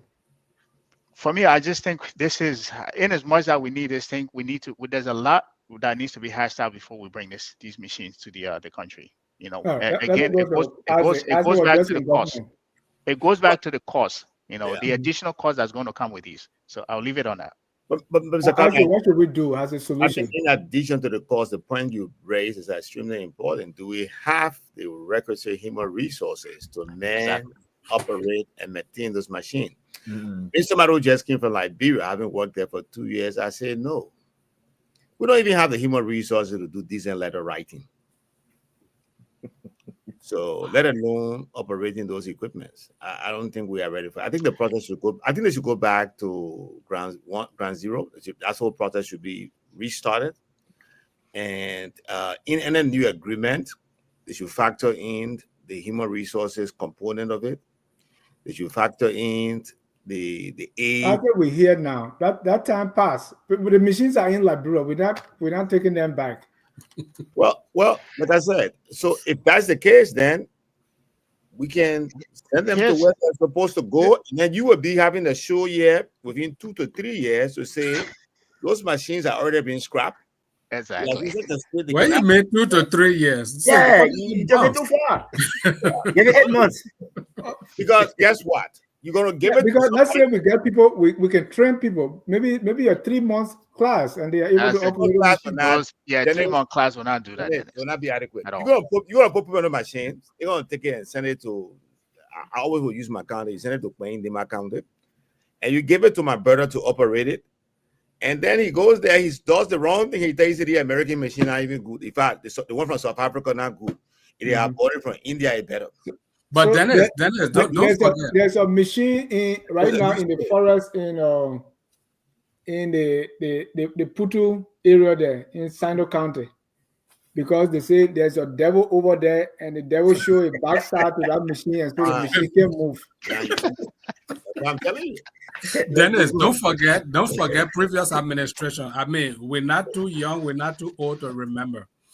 Back before the war, administration, and they were bringing in these things. They made it known, the public knew. They knew the spec. Hold on. Time is fast spent. We have to jump on the last one so I can bring in my color. Really, this has bothered me, right? And so I brought it for us to discuss. In Liberia, I see a lot of Facebook posts. There's a guy, same-sex relationship. And Liberians are really, really outraged when they see that. I think they say the boy from Africa got a white boyfriend, and they are, on TV kissing, and it's so disgusting to a lot of Liberians, and they cannot stop cursing, right? There's also a guy who they say was in Switzerland, and he's gay. He was supposed to be deported back to Liberia. And the guy said, when he come here, we'll kill him. We don't want this kind of thing here. So I'm here wondering to myself, and let me also tell you that in Liberia, according to the law, that was the anti-homosexuality bill of 2024 makes it a crime, 10-year imprisonment when you are caught engaging in same-sexual acts, according to the proposed anti-homosexuality bill currently before the House. That was 2024, and all these things. So I'm thinking, the outrage we express, that we exhibit towards same-sex relationship, I don't see us doing the same thing against corruption. We're talking about someone take $1 million and use it, that's supposed to be for all of us, and one person take that. We are not as outraged. We are talking about yellow machines now. We are talking about cars. Somebody have 45,000 car. Someone have bulletproof car, Lexus, and all these things while we are eating from the garbage. And it doesn't bother us. We see child molestation, where a guy will take a baby in diaper and molest that baby. Another guy would take razor blade because the baby is too small. Took razor blade. I don't want to even describe that. And I don't see that much outrage compared to same-sex marriage. So I'm asking myself, why do some Liberians oppose or hate the same-sex relationship so much compared to the things that I think more negatively impact the nation? Pastor Salif, let the pastor go first, because I want the pastor to go first. I think that's a wrong thing, because when the pastor go first, and you might not have anything to say at the back. Please do. Okay, that's good. Now, Dennis, if you remember my debut on this of FOL, we handled something about, and a topic came up about Prophet Key, and we were talking about war crime court, and they brought in Prophet Key about his cursing and all of that. And, everybody lashed me. And I was like, listen, why are we outraged at Prophet Key because he cursed? But we're not outraged at the people who murder Liberians in such a gruesome fashion, open people's chests, brought out their heart. Prophet Key, now, I don't know if my information is right. I think he got disqualified by NEC to run as senator. Why? Because he cursed. That does not affect your bottom line, does not affect your economy, does not affect your kitchen table issues. Because he cursed, he can be disqualified. But the person he was not qualified, it's not for cursing. No, Dennis, you and me know the reason he was not qualified is because of his foul mouth. Let us not pretend. That's why they use the system against him. No Liberian should be disqualified from running unless you did something egregious. No Liberian should be disqualified. Let the people decide not to vote against you. But we don't have problems electing people into office who we saw murder people. We have no problem electing people into office like Asa Zawulo tried to reference the Truth and Reconciliation. One of the conclusions of the TROC was all the people who directly took part in the war, sponsored the war, they were not to take part in Liberian politics for 30 years. We did not have problem pushing that aside to bring Ellen them that masterminded the war to loot the country for 12 years. Since Liberia became a country, there was no administration like Ellen administration that received the level of international cooperation and cooperation. The amount of funding Ellen Johnson's government received in the billions of dollars in 12 years. There's nothing to show for it. We're not outraged. And I said on my debut show, we focus on Liberia, that our outrage is selective. We operate a selective outrage. As a pastor, the Bible speaks against gay marriage. Yes, and I'm 100% against it. But guess what? The Bible also speaks against so many things. If you read Proverbs, lying, cheating. Yeah, Proverbs will tell you 6 things the Lord hate. 7 is an abomination. Homosexuality is not among it. If you read the Bible and see what would take people to hell, the small sin called lies. So many pages of the Bible that say no liars will go. We're not outraged at people who embezzle, people who loot the country, who do anything. It's selective outrage. But when it comes to gay, what people do behind closed door in their room, it does not affect you personally.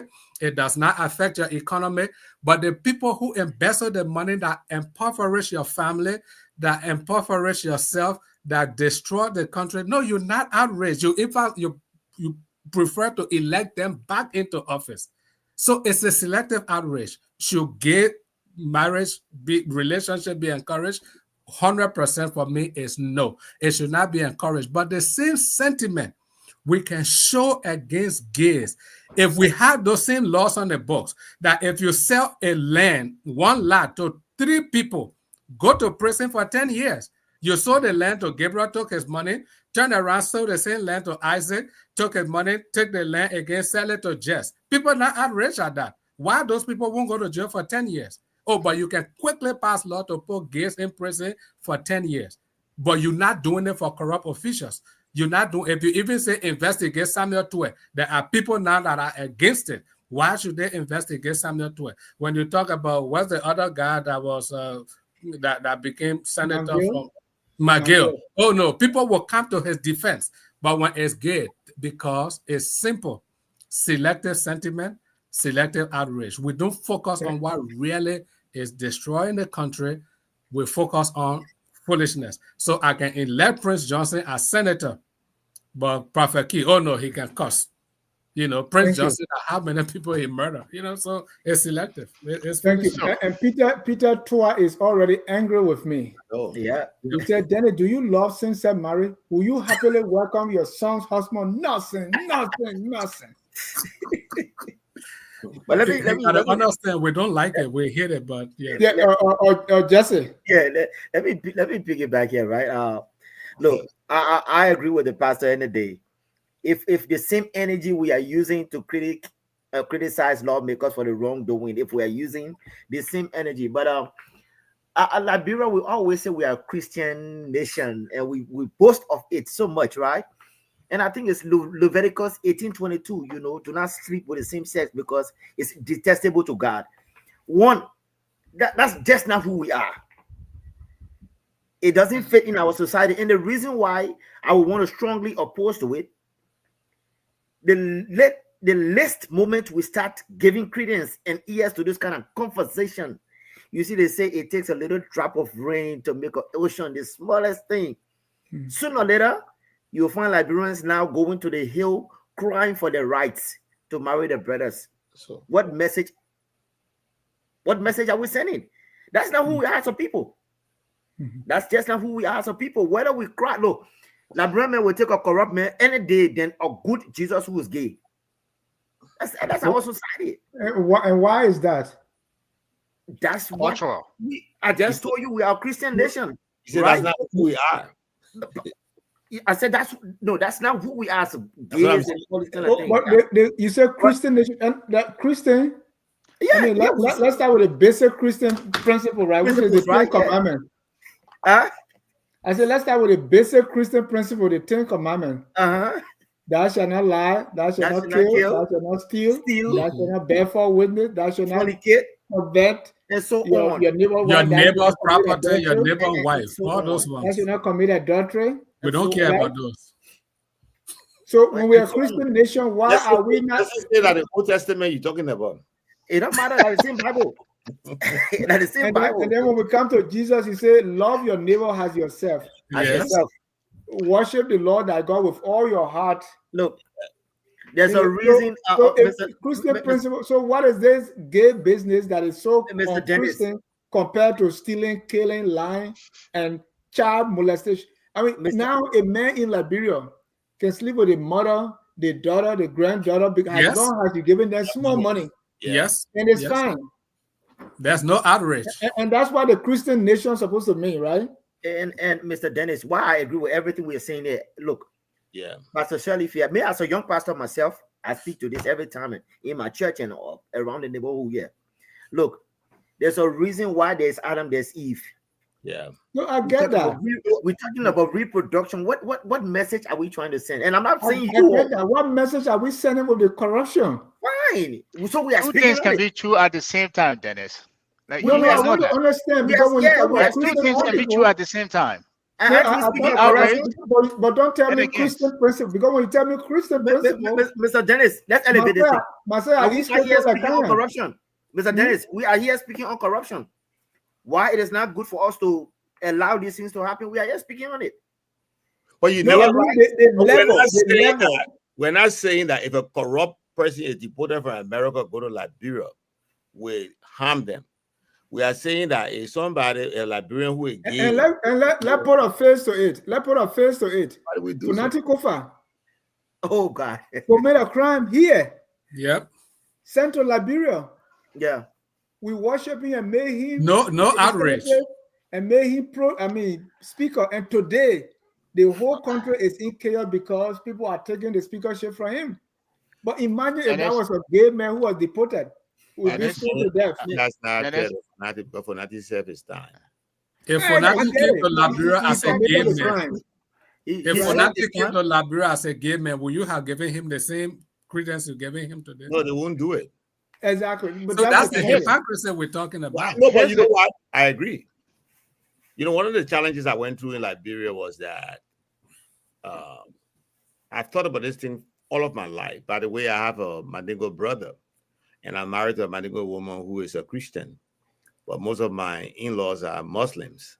So as a superintendent of MCSS, I made the Ramadan day to be a holiday, so that the children didn't have to make a choice between whether they would come to school or they would disobey their parents. I mean, whether they would disobey their parents to come to school and not celebrate the Ramadan.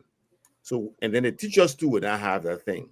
And then this guy called me and told me, he said, Isaac Zawolo, look what you have done. The bishops are now praying against you. This is a Christian nation. Look what you have done.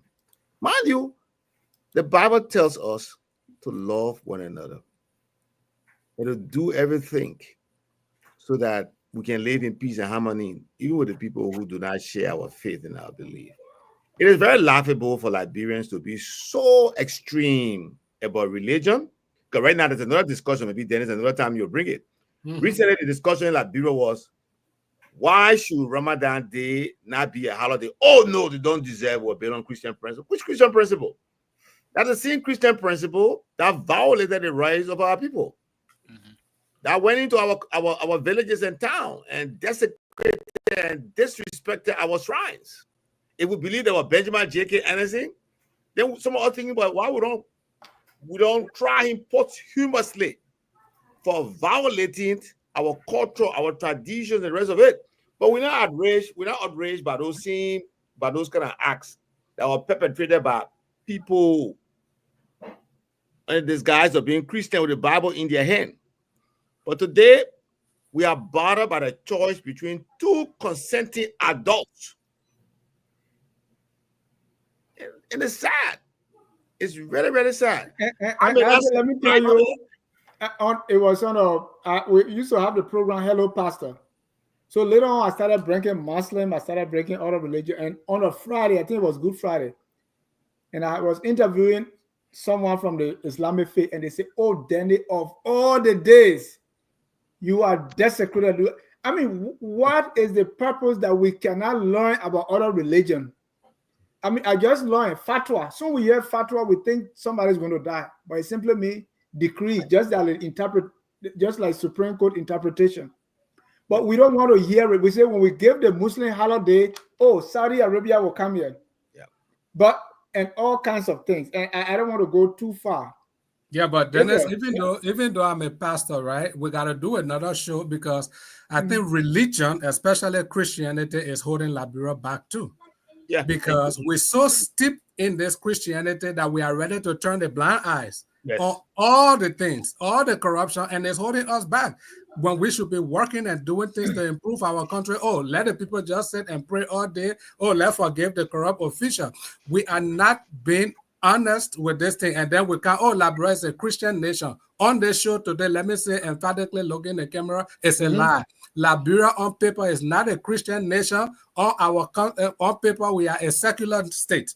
Okay, our constitution did not say we are a Christian nation. We came out of Christian principles, but the constitution said we are a secular state.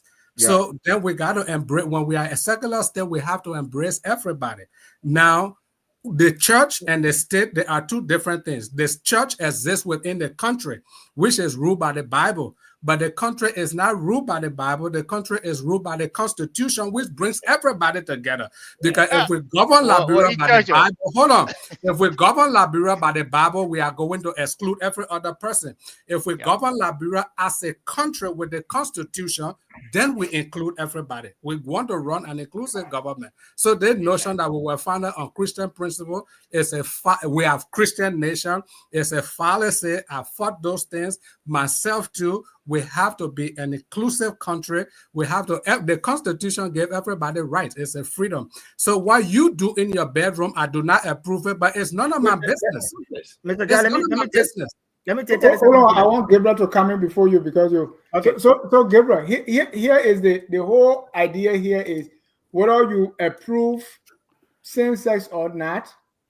I mean, it is not what we are saying. But if you hit it, and you think it's sin or it's bad for the country, what's about the other ones then? And why are we not expressing the same anger? I give you an example. Right here in the States, people are voting. They say we want Trump because Trump is against same-sex marriage. But Trump can fire me from my job and I have no job. I go on welfare. It's no problem. Trump can deport me, my children, everybody. It's no problem. So why is it that the things that affect us, we don't care about it that much? And it's all religion. And all the pastors, my own cousin in Liberia, I mean, Trump. You go to all the Christians, Trump. You know, the God that tell you go to the West Bank, go to the Palestinian people, bomb them, kill them. It's fine because God selected you. Gabriel, you and myself here, and I don't want to go through into the Palestinian thing, but after 200 years, you from Botiken, after 200 years, and or let's say 1,000 years, and your great descendant go back to Botiken, maybe the Mandingo people living there now, and they say you moved from here, God gave us this place 2,000 years ago. What do you think they will tell you? Dennis, you see, as everyone was, I think the pastor Salif stated, exactly my point here. Two things can be right at the same time, right? In as much that I think, we have this ideology or believe that we were founded on Christian principles, right? Like Isaac said, Mr. Zawolo, what two consenting adults agree to is none of your business, right? Which is absolutely right. But you also have to look at the other side of the equation too. We have values, just how you would not put a thief on a pulpit to go preach, or you not want a thief in the forefront of your community, right? Saying, I'm a thief, this is how you steal in the community. You wouldn't want that wouldn't want that in your community as well. The same thing, you wouldn't want gay being portrayed, in your community, or you wouldn't want to see gay activity in the public life. What they do behind themselves in a bedroom, that is publicly fine. right? So two When things you can say be right gay at the same activity time. in public, what do you mean gay activity? Just how those individuals were displaying themselves, But, right? but when you see homosexualism. heterosexual activity is fine. I don't have a problem with it. That's two Okay. consenting adults. Just don't broadcast it on the news So, like kids to be should a exposed. man and a woman kiss in public? It does affection, right? And, It is okay. And can you take bribe? Can you take bribe in public? You can bribe, whether in public or not, is it. I hope I'm being clear here. No, Cannot because say- we are trying to categorize sin according to the Bible, right? This other sin is. I don't understand your question. No, I said I don't think I understand your question. So no, I let said me the same way we can take bribe, because it's homosexual relationship is sin according to the Bible, right? It is. So that's why you stealing. don't want it in public. But taking bribe as a police officer, That's what I said. one police officer was putting money in a pocket, because they saw the police uniform with deep pocket. So he collected the money, he put it there. So they said, what you are doing is against the police ethics. You know what he said? He said, yeah, when I go home, that ethics, I will care to my wife and children to eat. People are defiant. So this is what I'm saying, right, Dennis? We can be outraged about corruption and all the injustices in our countries, in as much that we're outraged of people, diluting our cultural value that we hold sacred, right? And we let can me be tell outraged you, as much. In Botiken, where you were when you were 12 years old. Boniken. When somebody steals a chicken, you steal a chicken. We talk about our true African value, stealing. Yeah. If you steal a chicken, what happened to you? You steal a chicken. A woman in my village, what happens to you? I know when you do that in my town. Idol, what happens to you? In my town, you get tied up. You will put in the center of the town. So these are the African values. If you sleep with another man's wife in your village and you are caught, what happened? So these are the African values. So where do we leave them? And the only African value we talk about is and I think you said something here correctly. The last time we talked about this is that we have to evolve as a society, right? And I know it's very uncomfortable to do as a people if you hold on to these beliefs that this is how things are supposed to go, and the rest of the world is evolving. You kind of question that belief, whether you should continue to hold on to them or you should evolve. And I'll propose it that we have to evolve as a people, right? There are certain values that we can hold dear to, and there are some that we need to evolve to live, like we said, to live peacefully with everybody else, right? As long as those people are not harming you, they're not a threat to you as an individual, you should live peacefully with them. And this is why I think we have a problem evolving as a nation, as a group, because it goes back to what Pastor Salih was saying. We believe that we were founded on Christian principles, right? Even though the Bible itself is contradictory, right? I wanted to speak 30 seconds as a people. Hold on, I want to bring in our callers now. Yeah. If you want to be part of the very important conversation, 605-313-6004. The code is 791-403#. And we have one caller, that's Ansumana Padmo. Michael Ansumana Padmo, you are live. Thank you so much, Dennis. I just wanted to speak to two of your topics tonight. The first one being concerning the yellow machines. And you asked a very important question, is what do we do now? Or where do we go from here? It's very simple. We need to put a hold on everything, and we need to start with assessments from country to country. We need to develop a plan based on what do countries need, how much is going to cost, and how much is going to cost to maintain those machines that are needed. Once that is done, then a decision can be made. Should we buy these machines or not? And we should also take into account what is the timeline for training? What is the timeline for delivery? What may be the timeline for establishing motor pools where these machines will be kept and serviced. I think until we can do those things, this whole idea about 285 machines, from which I have no idea how they came up with that number. I don't know if you know, there's so many things that have changed since the discussion of yellow machines started. The only thing that remained constant is 285.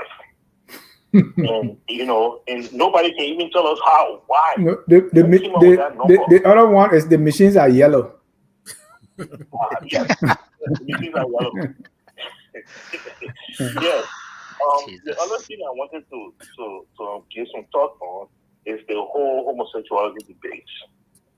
Look, I don't know if you have noticed, but the anger is really directed towards males.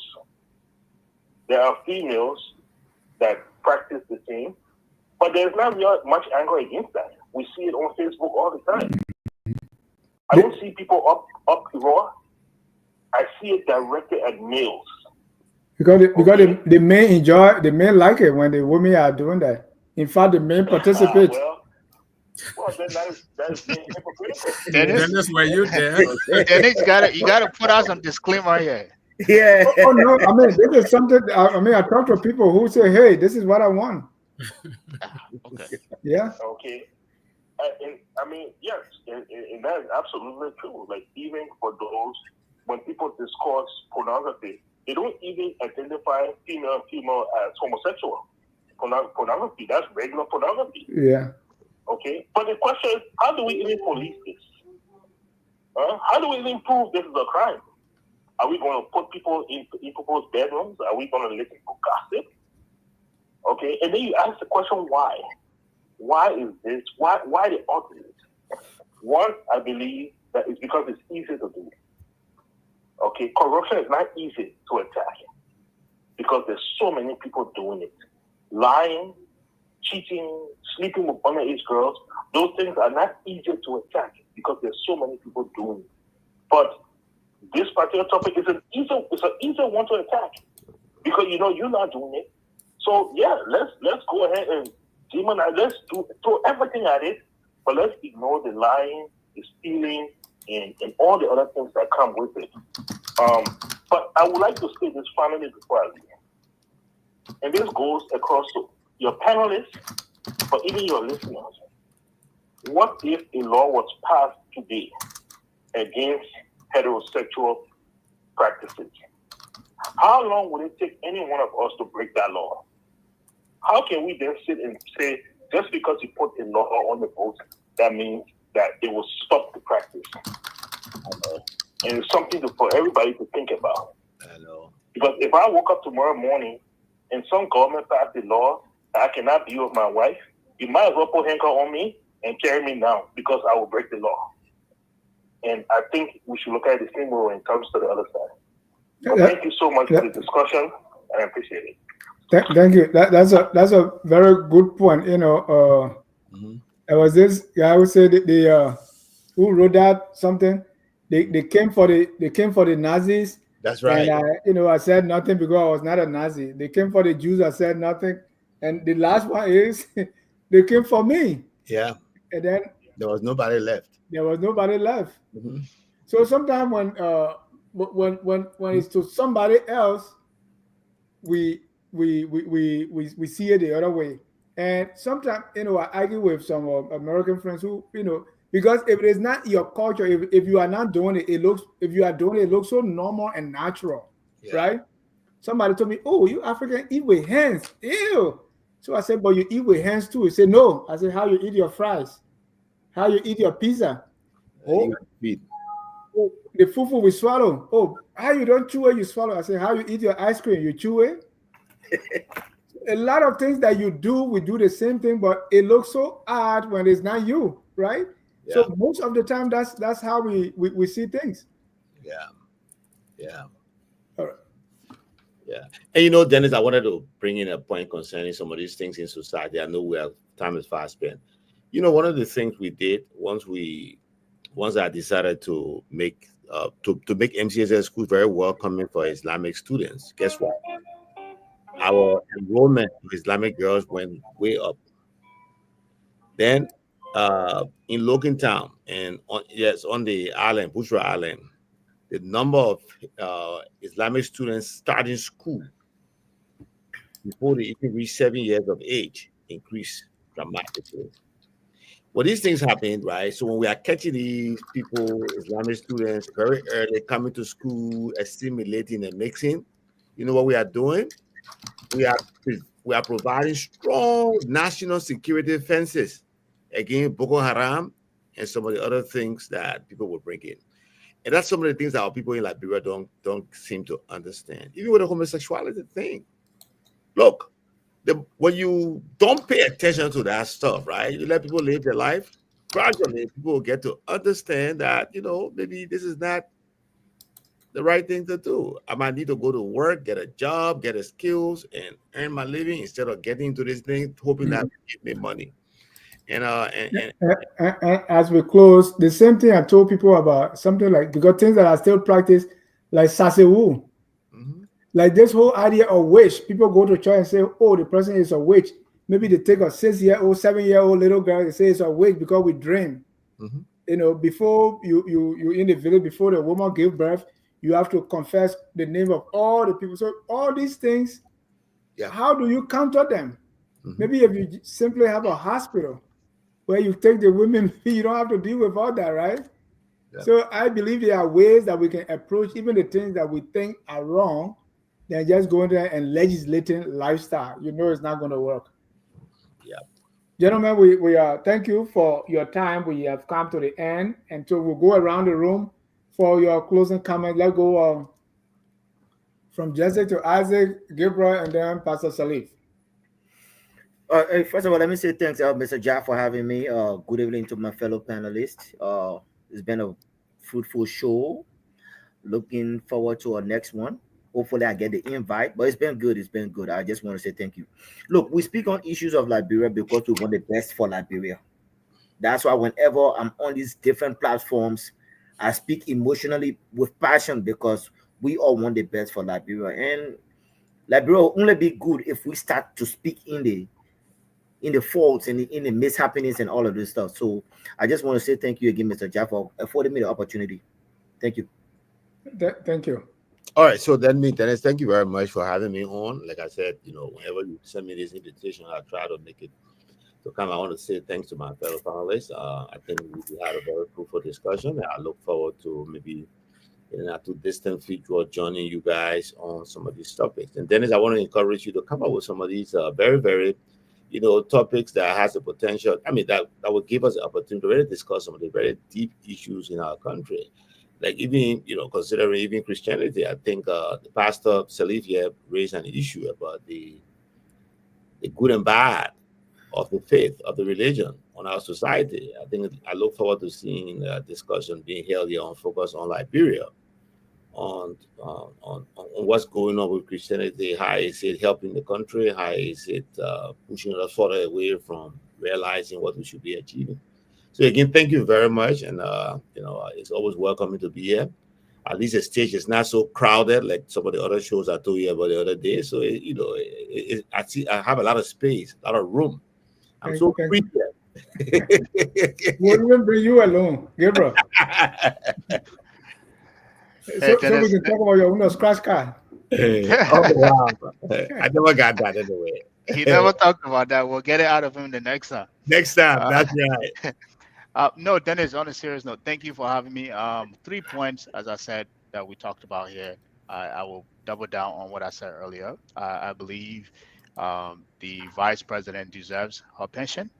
She shouldn't have to go through hoops to get what she rightfully deserves. And I think if there needs to be amendment to the law where she doesn't have to go through the president or the minister of finance directly to get that, or for future vice president, then so be it. But she's served her time.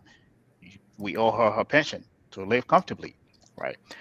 Regarding the yellow machine, I think, I will leave it as everybody else left it. I think we should scrap it. If because they're already in our, the country, if we're going to do anything with them, I think, as I said earlier, We can look at the cost of maintenance and the human resources, the people that are going to service them, and what we're going to do with them specifically. And one thing I left out was the contract. Who are we buying these things from? What contracts are we signing with these people? On the same-sex marriage, I would say what I said earlier. We have to evolve as a people. What people do concerning adults do in the bedroom, that has nothing to do with that. And I think the reason why we have this lot of outrage is simply because we have a lot of able bodies in our country that don't have a job to go to. They don't have nothing to do. This is why the attention is everywhere. We're all on social media talking about nothing. If you have a country where there's a lot of private sector jobs, you get in at 5 o'clock in the morning to go to a job, you will not have the time to be caring about what the next person does in their bedroom. So that's our solution right there. Thank you for having me. Thank you, Pastor Salif. Thank you, Dennis. Not because you last with me, you should pray for us. Thank you, Dennis. I really enjoyed the show. I mean, I'm glad to meet Jesse. He's a great debater, and also Asa Zaulo. He's really he's deep, and I really wish to be on the show with them again. It's my first time meeting Zaulo and Jesse. I really enjoy you guys. Please make regular appearances on the show, and of course, my own man Gib. Thank you. But yes, number one, I will say we should learn to apply our laws. Liberia got fine laws on the books. The problem, we don't have the political will to apply them. The reason we don't apply them is because if we apply them, then we won't do the corruption we want to do. So because we want to be corrupt, we decide to put those laws to the curb. We got fine laws on the books. Number two, government should be transparent in every activities. Everything surrounding the yellow machine and the bosses from Ghana, they were all just foolish, ludicrous. Okay, it's not just the yellow machine. The bosses from Ghana and plenty other things they're doing. When we create agencies, we should allow those agencies to do their work. Joseph Boakai is just playing from the Ellen playbook. When Ellen was there for 12 years, she started this LSCC, which was a replica of EFCC in Nigeria. I was there when she visited. She came by and replicated EFCC to LSCC. But under Ellen, everybody that was indicted, Ellen became the defense counsel. Number one is this same Musa Belete today. I missed that show. I had some tough questions for him. When he was at the airport, all the embezzlement he did, by the time LSCC invited him, Ellen will say, I can put my neck on chopping board. When you create an agency, let the agency do the job. If the man is not guilty, he will be exonerated. But you cannot circumvent the laws you created. Finally, when it comes to same-sex marriage, for all our listeners, because I know you people hear one thing, you go away with another thing. Oh. Dennis, Isaac, Gabriel, Jesse, and me, nobody here saying we support same-sex marriage. No. The debate is not that we support it. The debate is the sentiment you show against same-sex marriage, show that same sentiment against every other ills in our society. Because the same Bible that said man should not sleep with man, the same Bible said we should not covet our neighbor thing. The same Bible said thou shalt not steal. The same Bible speak against abuse and corruption. So you go to the Bible, I just put it on Matthew chapter 23. 23 and 24. It says, you hypocrites. That's how I put it. It says, you scream at the gnat, but you swallow the camel. It said, you should have done the weightier part of the law, which is mercy, which is, truth and faith. He said, that's the heavier part of the law you should do, and not everything focused on same-sex marriage. Let me tell us, Liberian people, gay thing is a deranged ideology. It's a sin. It's a complete, when we are depraved, then we can think that Romans won't talk about it. Then we think we should burn after the flesh of the same sex. No, it is wrong. It's only corruption in the mind that can do that. We don't subscribe to it. But what gay people do in their bedroom got nothing to do with your child's school fees. What gay people do in their bedroom got nothing with cars not being able to drive from Monrovia to Sano. It's not gay people that are making the road since 1822. We don't have a road to drive to the southeastern part of the country. What gay people do in their bedroom got nothing to do with the poor educational standard in our country. It got nothing to do with the embezzlement and rampant corruption. Gay is not contributing to that. So if we are angry at gay, if you can show that same sentiment and say we're not electing anybody who corrupted it last time, then Liberia will operate as the best country in the whole world because we will make sure no corrupt person is in office. Once you steal one time, we say you're not coming back. But we cannot celebrate criminals from America. They run back to Liberia, you put them in big offices. But then when it's time to get, then no, that's selective outrage. Man, like what Omar can say, if you're closer, I come to carry you on my back. Thank you. Sam Wallace still want to blame me. You say I was soft on Musa. On Musa radio. Which is true. All right. Thank you. Proverbs 11:1 say false weight. That's an abomination to the law. It's an abomination. In that cup and you beat the butt, so it will be. The Bible says that's an abomination. It's an abomination. I mean, look, that strong word. Abomination. And we do it, we cheat. But gentlemen, thank you so much for the show. At this time, whether you support same-sex marriage or not, we are all Liberians. What we should do now is do our very best to make our country the glorious land of liberty. Have a good night, and God bless you. Thank you. We are Liberians. Liberia is our home. Liberian people.